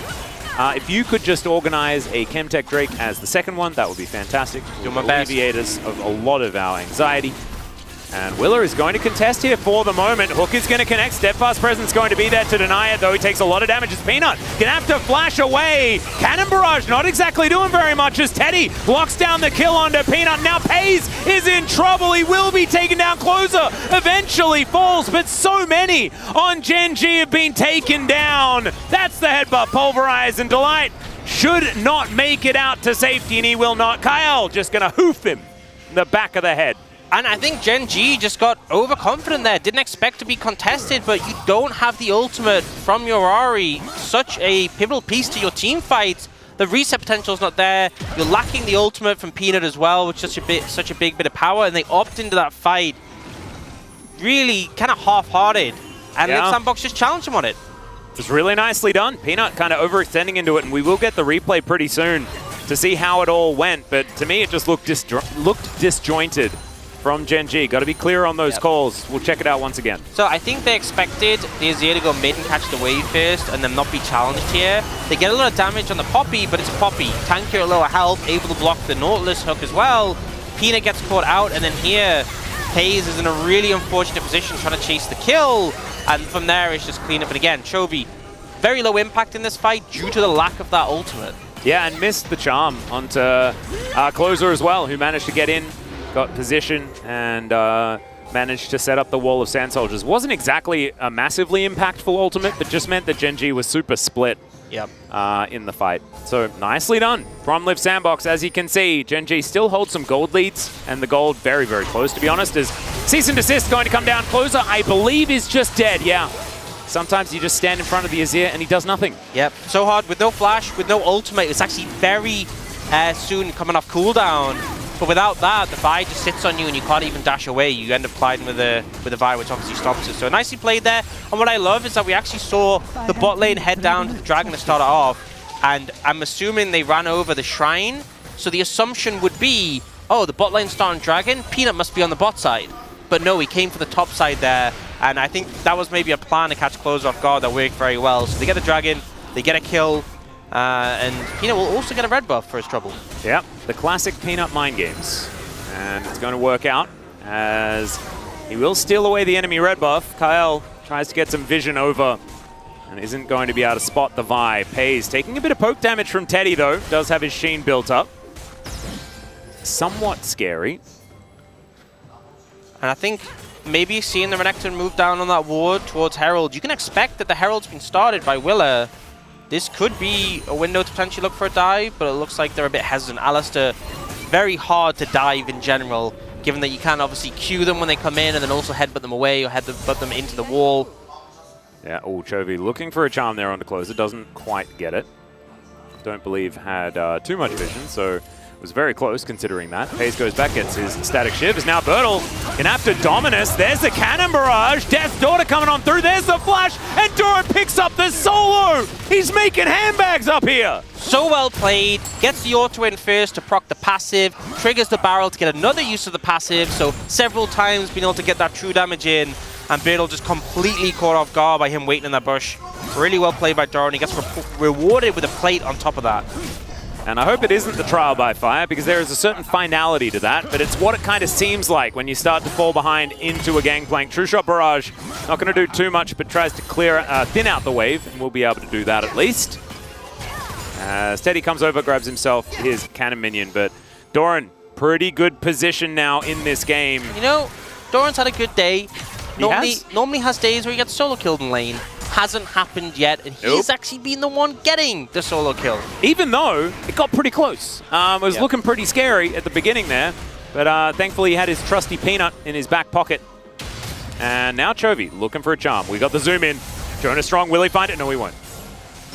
Well, Jonas Strong will, but Chovy did. Despite Liv Sandbox having a rough game 1 and game 2, you know, having some hiccups in the top lane at least, Closer have been playing really well. Yeah. I'd say, navigating this matchup. And then as soon as I say that, they show the replay. There's nothing you can do about this. Yeah, no, this is not on Closer. There's no gameplay out of this one. And again, I think it was a smart move by Peanut by having the bot lane start the Dragon on vision to bait in. And yeah, so autos for the trial by fire. When you explode a barrel, you get a reset on it. So I think he may have got it off 3 times there, or at least 2. So a ton of damage. Really well played. Delight just very confused about what just happened there. As Doran is now kind of massive. Tribot, look at how much that, isn't it silly? It's always been silly, and it bothers me every time. The Gangplank passive, that burn, it's just a lot to deal with. And this is what we were talking about, because now Bertle wants it. He feels like it's like, can I have game 1 back? I mean, what a nightmare series. Yeah, right? For Bertle, this is being, but also You know, Renekton obviously did get buffed, but I think this has kind of been this mindset that Renekton's broken, super blindable in every situation. Doran trying to make it clear that that's not the case. Yeah, and now Peanut, he does have ult. Doran decides that he doesn't want to walk past this turret, though, and Bertle doesn't really know what to do. Yeah, you can see Poppy rotating up, and Rift Herald going to be used in this mid lane. Should be a couple of plates here. No, never mind. These melee is not going to be enough to take down that last one. So just one plate, but the next one is ready for the taking. They can get there in a minute and a bit. As Voltbreaker is going to connect there over the wall, as Peanut looking for one, but Willer is going to turn up. There is the Cannon Barrage, and Peanut will solidify the kill. Really nicely done, just following him over with the cease and desist. And again, Bertle having a pretty nightmare day, just getting bullied out, Dorian getting more and more fed, and Peanut doing a fantastic job of punishing Chovy. Another zoom. Oh, this one we're going to land. Everfrost going to come through as well, and that is 50% of Closer's health bar. You know, I said that Closer was navigating this pretty well. Yeah, well, he's going to look for the Emperor's Divide, has to flash out, though. Chovy had that Spirit Rush. I think Closer was trying to time it because I believe Chovy had used it earlier. No, never mind. That was the first activation, so never mind. But yeah, Closer has been navigating this pretty well for the most part, but he is falling behind in terms of farm and experience. Chovy starting to get the better of him, and both the solo laners in this game for Gen G just kind of going to start to take over. The fact that we get the First Blood on the Gangplank, 2.7k gold lead, by the way, on a Gangplank at 14 minutes. That is not how it's supposed to go. That is devastating, and I think we've seen the Essence Reaver come out, probably going to be the Navori second. That is going to be an obscene spike. Yeah, he's got it now at 14 minutes. 14! And this is Doran as well. He was not the guy I was expecting to debut Gangplank this season. That was not on my bingo card. Hey, it's the Chemtech Dragon. You know, I delivered. Yeah, there you go. Absolutely. And we get a Cloud Soul? There you go. Is it my birthday? I don't think so. No, it's not. But it's a great day. No, it is an absolutely fantastic. It's probably better than my birthday. My birthday was during MSI, so that's an LCK. Hey, I remember. I was there. Yeah, you were. But you know, the things that happened were not necessarily in our favor.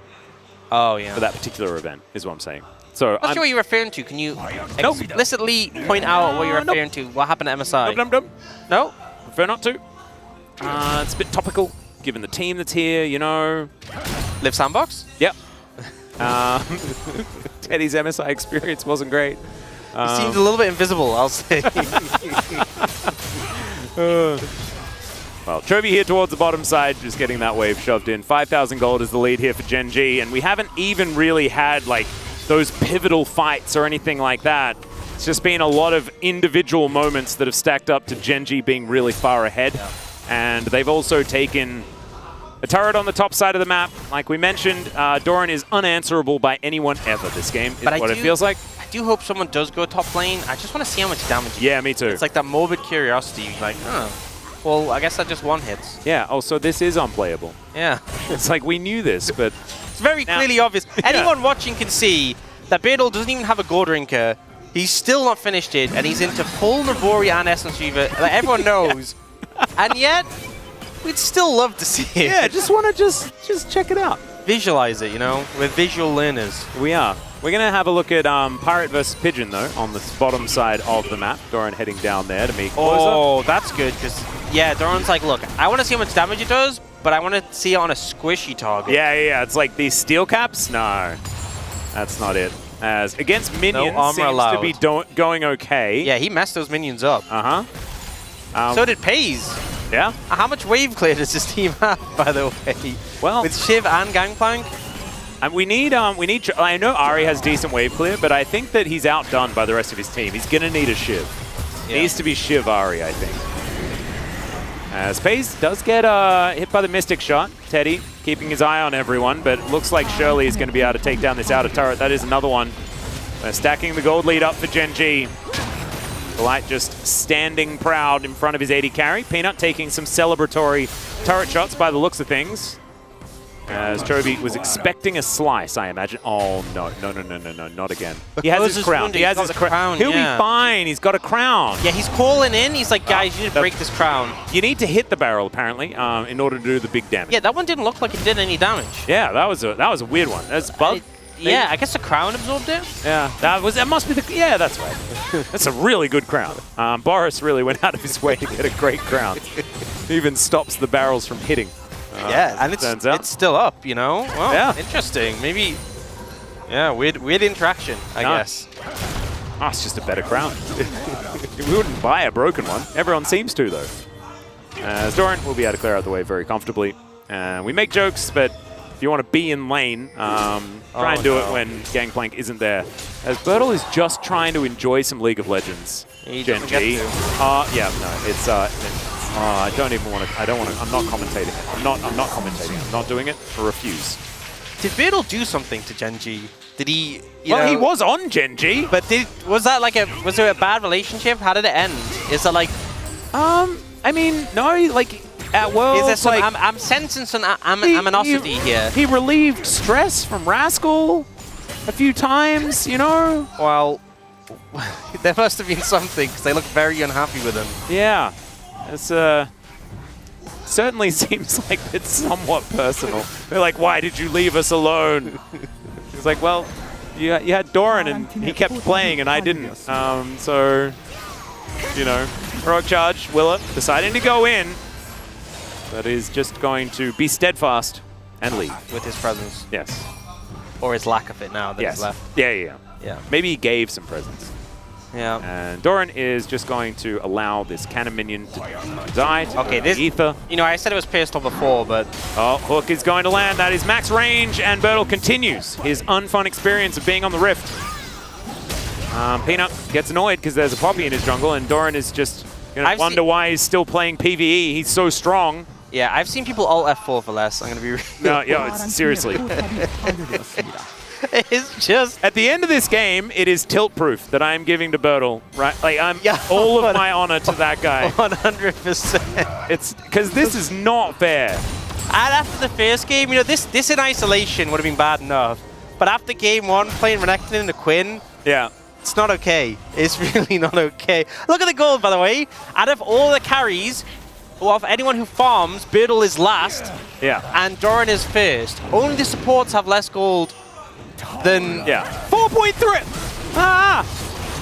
That was like a jump scare. But it's like everyone has more gold than Bertle apart from the supports, and then there's Doran who has more gold than like one half of the map. If you add Pale and Bertle's gold together, you get Doran's gold. Yeah, he has a third of all of Liv Sandbox's total gold in one champion. Well, hopefully Gangplank doesn't scale so well, right? You know? No, that's the thing. Like, he'll fall off. Surely he's going to fall off. He hasn't been back to base in like a year. He probably has like full build in base. Yeah.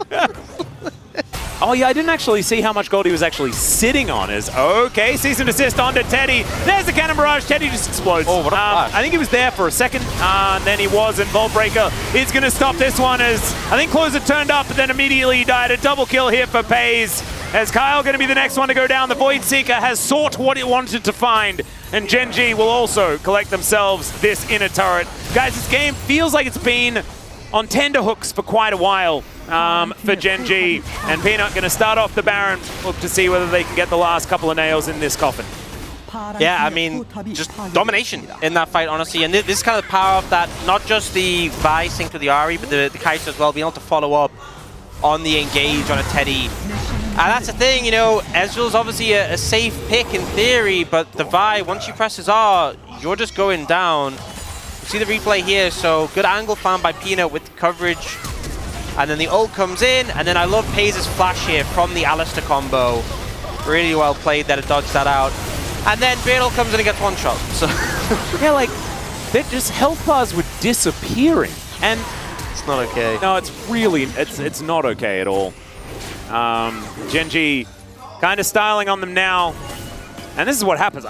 It's been a long time since I've seen Gangplanks get this ludicrously fed. Oh, and the buffed Collector as well, because obviously he has 18 lethality now, so that item's actually... that item was built occasionally on Gangplank before. Yep. But there were some people that, maybe it's saying it's not as good as LDR. It looks thematically correct. Yeah, I mean, it for sure does. But since it's buff, it's really strong. And also, the earlier you get Collected, the better, because of, the early spike. And in this case, getting it third is early. Because no one else on Live Sandbox has any items. Yeah. So it's not like you're dealing with any armor. Yeah, you probably, did Bertle have a mythic? I don't know where the Gore Drinker was even built yet. He's holding on to that Gore Drinker. That's all he's got. Yeah. Right? And this is no shade to Bertle. This is shade to, I guess, blind picking Renekton, which is something that, we haven't been super critical of, but this is just punishing that blind pick top lane. The solo kill was a mistake from Bertle. Oh, yes. Obviously, Doran played well. I think that's about it. I think that's what you can really fault him for. Everything else was just systematic bullying, I think is what I'd call it from Gen G. It looks like they're continuing their systematic bullying right now. At least the barrels aren't landing, because that would mean that the fight would be over before it even started. The Void Seeker, my goodness, Bertle, he just cannot take damage. It is too much. Orbit Deception comes down. It's not really deceiving anyone, it's just doing a lot of damage, really. And Siege Minions are set up. Peanut just hanging out, standing here. Kind of glad, probably, he didn't come to Lol Park, because he wasn't here for very long. If this is where the game is going to end. Hook going to connect, but the wall gets in the way. The stopwatch is going to be there, though. Oh my god, the burst damage is absurd, but still, they are going to be able to take down the Nautilus, and now the Killer Instincts flies forward. More multi-kills here. It's a quad. He's going to get back-to-back pentas. The answer's no, because he's dead. And that is going to be the finisher. Doran gets a 4 of a kind's okay there, Pace. Don't you worry about it. This Nexus not long for the world, and I have a feeling there's a certain pirate in my POGs. Man, what a game, what a series from Gen G. If there was any doubt whether they are deserving of their 9-0 record of the undefeated the undefeated round robin. Yeah, no doubt after this game. Completely dominated their opponents. Clinical display, despite the fact that Peanut wasn't here in person. Yeah, did a pretty good job. He just gets to go back and grab some dinner, I guess, hang out with the others at the Gen G facility. The commute might have been longer than the series, honestly. Yeah. Well, actually, no, he's probably not going to hang out with anyone because he tested positive, so probably still just going to... Maybe they go for the mannequin idea, the tablet on the mannequin. Yeah, no, he should actually stay there in front of his webcam, and while they're celebrating, he can be there in spirit. Yeah. That's the best way to do it. That sounds like a lot of fun. Yeah. Doesn't sound like lonely and sad at all. Sounds like how I'd want to spend my time. Well, hopefully he has a swift recovery and they can retire the mannequin. Yeah. As Pay's going to take a bow, finishing a game with a Penta, and then the next one with a Quadra kill. Kind of slacking, honestly. Yeah, no, seriously. It's going downhill in one series. But will he only get a triple kill next game? Oh, and then the unacceptable double kill. Oh, don't even get me started. And then we're reduced to simply a kill. By the way, I love this shot of Doran packing his things up with the epic movement of the camera, making him look all huge. He was large and in charge in that series as a whole. And 2 back-to-back Renekton demolitions as well. It really shows that you cannot pick that champion blind into Gen G, and that is another string added to the bow, right? And having these draft traps come from top lane for Gen G, it's not something that we expect very often. Yeah, and you know what? I have a feeling that after this game, the LCK teams will still do it. Oh yeah, and it may continue to be a powerful way that Gen G can punish them. I do think it'll be interesting to see how a team like KT would manage it, because obviously Keen and Renekton a force to be reckoned with, and Keen and Cuz in particular, their duo. I mean, Keen's watching this being like, I can play Gangplank again? Oh my goodness. Because, Keen was probably our best Gangplank for the last 4 years or something. It's been a long time. Oh no, Nuggery existed. He was pretty good as the champion as well. But I think that's the thing, if you are in a position like this where Gen G are, as much as obviously getting the clean record is great, being able to try out these counters, these things like the Gangplank, like the Quinn, get some stage games in on them, definitely valuable, especially when it is, as you said, Doran, who has probably been the weakest player on the roster this season, which sounds like a criticism, but it's just because the rest of them have all been so good. Well, he's been the least consistent, I think, is the way that you can say it, because he's had his ups, but his downs have been much further down than the rest of his team, although we did see Delight in a pretty uncomfortable position, but it was a really nice keeper's verdict to make sure that that happened. As back-to-back pentas! No. He's devastated. Look at Peanut just having a giggle at the whole situation. Delight as well. He's like, dude! You can't get 2! You're above quota! It was very, very funny. Everyone having a giggle. And honestly, Gen.G in pretty high spirits after finishing the first round robin of Summer undefeated. Hey, you know, last game when I said about the crazy damage in lane, Doran just kind of did it again. What? Is that like 8,000 damage in lane? Yeah, that's quite a... Oh yeah, no, because we brought it up. It was like 6,000 last game. Yeah, because remember like 14 minutes ticked by or something like that, or it was one of the like 15 or something, and we saw the number. It was 8,000. Gangplank's back, I guess. Looking pretty good. Assuming you get 2 items at 14 minutes. Reasonable expectations, I think. Yeah, no, I think so as well. And we'll have to hear about the space and what they think about the Gangplank getting 2 items that fast. Take it away, guys. Clueless when it comes to this game, honestly. There was a huge team diff. I don't like saying this, but honestly, that's the only words that comes to mind here. Even worse than the first one, I feel, on the side of Leaf Sandbox. So we can talk about the draft, even though I think it's not really relevant here. But I'm interested in your take on the Gangplank being back and the questionable Ezreal in this situation also. Yeah, we highlighted the Ezreal because it's really, really bad in this spot. Don't pick it there. If I could highlight it in red or in even worse than red, I would. It just felt like a little bit of desperation, like, oh, we need to get something that maybe he can scale into the late game on. I don't think they were ever going to get that. He counterpicked himself in the lane as well. They played Ezreal Alistar to make things even worse. It's an extremely weak lane, one of the weakest, actually.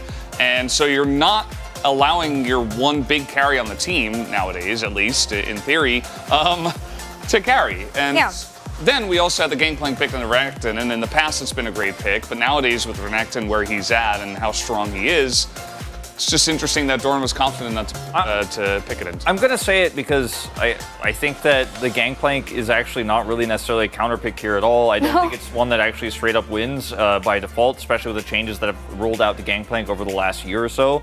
But Birdall, he kind of ran it into the Gangplank a little bit. Like there was a moment where he's like standing on the barrel and then forcing his way to the bush, and Doran straight up gets 2 kills early, and then Peanut's like, I'm camping. Peanut's like, I've got my tent. He pulls it out, starts pitching That's what he does. He's putting the poles in, and he's like, well, now you can't play the game, Birdall. You make one mistake as this Renekton into Doran, then you make a second mistake, and then Peanut's camping you, and then you do literally no damage in the game, and like, Birdall messed it up, and like, this is an uncharacteristic weak performance from Birdall here in this game because we've actually seen him bounce back in a huge way. Yeah, he's been great. And like, it feels like a pendulum has swung here because I'm watching Doran perform very well in this series, and Birdall, I think after that last game, perhaps a little bit frustrated with how it went, not playing his best, and Understandably.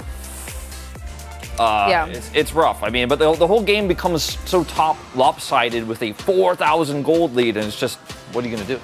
We can roll the first highlight maybe and see how we got there and how Gen.G was even more dominant in the early game this time around than for the first game. Talk me through what happened here and how this happened. So Peanut had a pretty big effect on the mid lane once again. Very nice setup there. Pretty straightforward stuff. Ahri Vi. This one is the one that Wolf was talking about, you know, running into the first barrel, trying to stop the back, stands on the second barrel and the cannon barrage. Trying to take a very aggressive trade early on in a not good spot. Like, you have options where you can win trades, but that was not the way to do it. I mean, Gangplank, we have seen it win sometimes. Doran has done it before in the past, but like, staying on the barrels makes it pretty tough. And then Peanut goes up there, and he's like, this is Play to your strong sides right in between top and mid. Where just like game 1. You just got a couple of wins and advantages, and he does it perfectly. Yeah. It's funny how the narrative is like only KT is playing through top side for so long in the season, and Doran was having so many weak performances. Actually, even when he's playing strong side champions, kind of messing it up. And then today, there's like, no, we're playing through topside. We're going to actually push this through. And both games were all about Doran and Peanut. Obviously, Chovy having great performance regardless in the mid lane afterwards in game one. But really just Live Sandbox. We didn't even look at the rest of the map. Yeah. Look at bottom lane, unfortunately, didn't end up mattering too much in this one. But I think it's interesting actually because it's mostly been about pace, delight for the last week and for the majority of the split so far. So them, again, I don't like the term limit testing, but feeling confident enough to try and win on other sides and pressure points of the map. I think this is what is going to make them even stronger than they were in spring. We can roll the second highlight and just so you guys can see what happened again. Yeah, we got a second highlight in this one. But I do think that this is what's going to make Gen.G stronger, the fact that they can try stuff like this and make it successful, even against the weaker teams. I mean, Paze's movement here is really cool to see as well, flashing the Alistar knock up there, cleansing here, doing some additional damage in this fight, but it's really just Gen.G that are so far ahead, they can rule the Rift. Yeah. And when he picks up a triple here with great movement, like was slightly vulnerable, but just completely shuts Live Sandbox out of any opportunity there. Yeah. Just, yeah, they had big wallets and they smacked them with it. To come back on, because I want us to stay focused on top lane. I'm going to finish this point and then we're going to head to POG. I want us to stay focused on top lane because of the dominance of Renekton right now. We see picks being played against it. We saw the Queen. Gangplank, even though it's not a counter matchup per se, do you think we're going to see more picks? And if so, which ones? So I think that a lot of teams, if you're confident in your top side, they will do stuff like this. Like I could see Keen do it. He was the first one to do it with the Queen, right? The Gangplank as well. If you can get through the early stages against the Renekton, you will insanely outscale him, as we just saw, even if you're not getting like a solo kill into like follow-up assists and stuff like that. So I think we'll see a lot of teams that are confident in their top lane do this, their top and jungle, whereas I think other teams that are like a little bit less confident might just play meta, try to like pick up a Jax, you know, even like DRX with Rascal on that. I don't think that Rascal necessarily is going to play the Quinn, might just stick to Comfort, and it's interesting though, the top lane is kind of changing for the better, I think, with the Croc being slowly pushed out. Yeah, and with more engaged supports being played, I think we're going to see a different shape of the top lane meta. But back on the normal flow of the show for now, we're talking about top lane. So let's see if the player of the game is actually located on this side of the map, and it is indeed.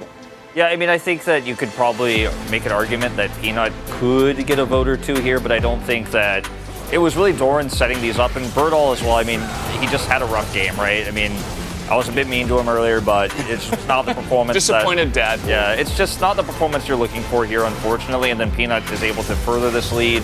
And the entire game was about a Gangplank who had 2 items at like 14 minutes. And we'll see if it's unanimous. It's actually not. It was That's a tie here on our analyst right desk. down the middle. Wow. There was one vote Peanut. for Paze Yeah. as well. But again, showcase as well the fact that it was mostly centered around jungle stuff. Here, yes. Yeah. Why not? Hey. They like pace, I guess. Is the interview ready, Chisan? I'm not quite sure. Not yet. Not yet. Okay, so looking at the second half of the split, if we can give some advice to Gen.G for them to be even more dominant than they were in spring, we saw that they're playing through other sides of the map, but what other advice would you give them or want to see from them? If there's Gen.G, I mean, I think Gen.G maybe be a little bit more, I guess, less transparent about what your game plan is, because it does seem like a stronger team could really make the same adjustments that we saw Live Sandbox try to do in game 2 and figure you out going into the beginning of a series. But also, like I said, Gen.G just keep playing the same way. They're not showing anything. So maybe that's not actually what they really think is the best game plan. And I think Doran definitely has more up his sleeve than meets the eye. And I mean, it's between Gen.G and KT for strongest team right now. I'm not really sure who it's going to be. Like, KT seem a little bit more tricky, I would say, and they have more kind of pocket picks, but I think that Gen.G are beginning to pull out some of those as well, especially against the weaker teams where they get to show it. So I'll be curious to see what they pull out against KT. Yeah, the KT Gen.G is going to be even more interesting than the first one, I think. But we're going to go back to the main stage as the interview is ready for the winners. Jisan, take it away. Thank you very much, guys. This is Jisun for the POG interview with the undefeated Gen.G so far after their complete run of the first round robin. Chovy, how do you feel? Congratulations! I'm so happy that we were able to finish a perfect record for the first round robin. It feels amazing.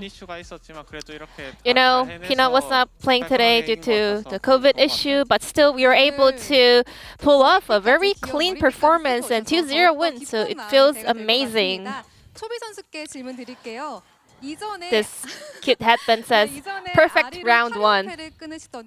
So Chobi, last time you were able to stop a very long losing streak of Ari, and then again you did it. Especially the combo with the Everfrost was so on point. What makes your Ari so special? I think my Ari, a lot of people say my Ari is really special, but as a performer, as a player that actually execute the Ari play, I don't see any big difference. I guess I was able to display some good execution. Today, you are able to play all around the map.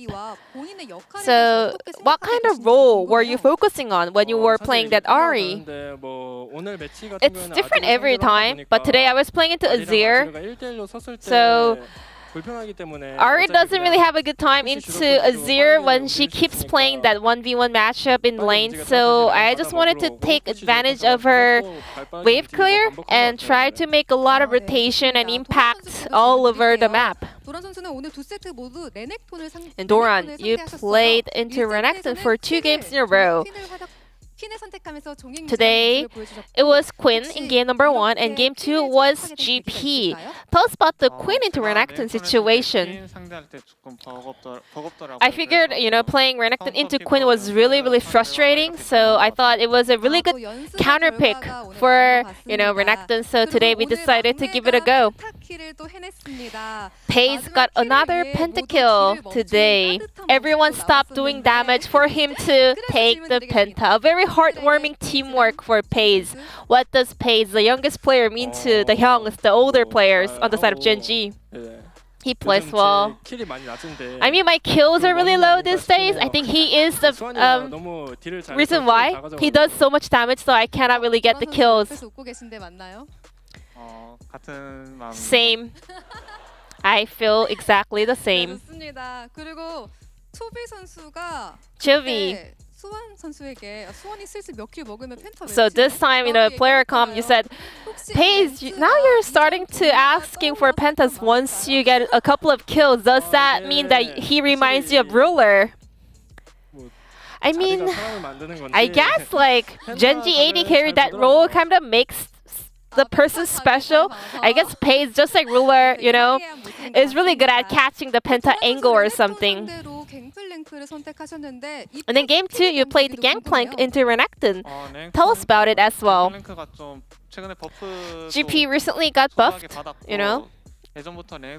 slight buff, and also I have always thought GP is a good pick into Renekton, so I practiced it a little bit and I wanted to showcase it today. And you top gap so hard today. Is it normal to just wreck the opponent because of the champion matchup? Not really. In fact, Renekton does have the edge in the laning phase, but this game, well, I got really lucky. I think that was a skill gap situation with that clean performance during the laning phase. Peanut was playing online today. Any message over to him to get well soon? I think, I guess he's back in the team house by himself. Maybe he's not even watching this interview. I don't know, but I guess he's chilling. What about you, Doran? Any message over to Peanut? We are all masked up because of him, but he's not even wearing mask. He's wearing his slides, He's just chilling. So we gotta talk about this,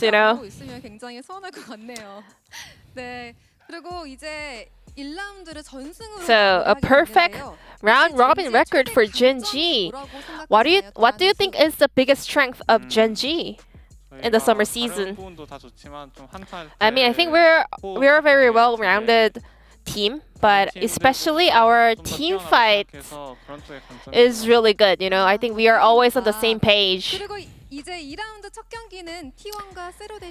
And Gen.G, your first matchup of the second round robin will be up against T1, and that is gonna be this week's Saturday Showdown. We were undefeated the entire first round robin, and this makes me want more. So I hope we can continue this win streak, maybe even have a perfect second round robin. And this will be the end of the interview from Doran Chovy, and back to the space. Thank you. Thank you, Jason. Lovely to see the Genji players with headbands matching their undefeated record they have in the LCK right now. We can take a look at the standings and see where we wrap up round 1 for them. Undefeated, and as we said in the pre-show, you want to keep the streak coming when it comes to championship points, and I think some teams are going to be even more hungry for these victories on the second half of the split. This is really rough floor for Liv Sandbox. Yeah, it is. 9th place behind Bro now, and their chances of making playoffs are dwindling quite significantly. But it does feel like we're pushing towards that KT versus Genji rematch, right? You look at KT, their only loss is Genji. They're on a 6-game winning streak as well. We have a clear top 2, and I'm really looking forward to seeing what KT's got when they do meet up again. When are we getting We'll this? be curious to see how they do against Bro as well in twice this week, starting with tomorrow, where they do have to face them for the last match of round 1. And the rematch a couple days later, so this one is going to be interesting. And then D plus Kia against DRX. This week is a bit one-sided, if I may say. I don't see a lot of hope.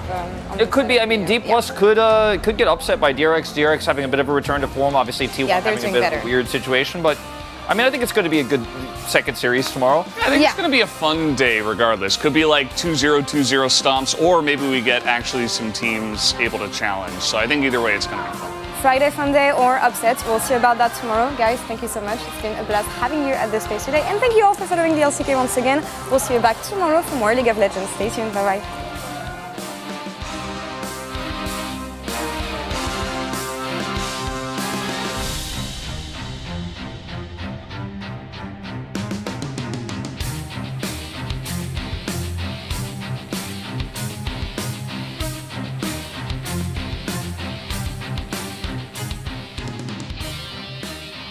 Standing on the edge of this big love,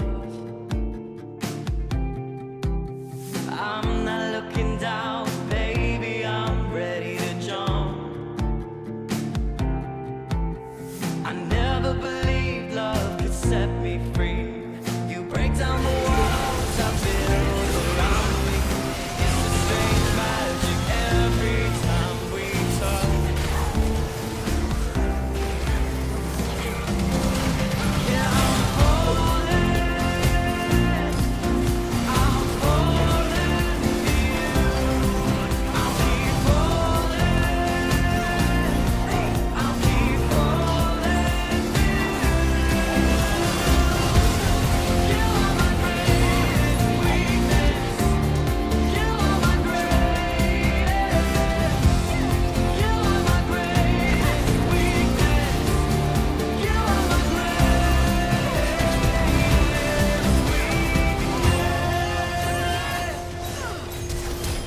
Standing on the edge of this big love, I'm not looking down, baby, I'm ready to jump. Baby, I'm ready to jump. I never believed love could set me free. 이게 T1이라는 이름이군요. 단지 그냥 오늘 딱 하루만 저희가 더 잘하면 되는 거잖아요, T1보다. 제우스의 강림 잡아냅니다, 페이스 딜라이. 이 바텀 기어는 젠지의 보물 같네요.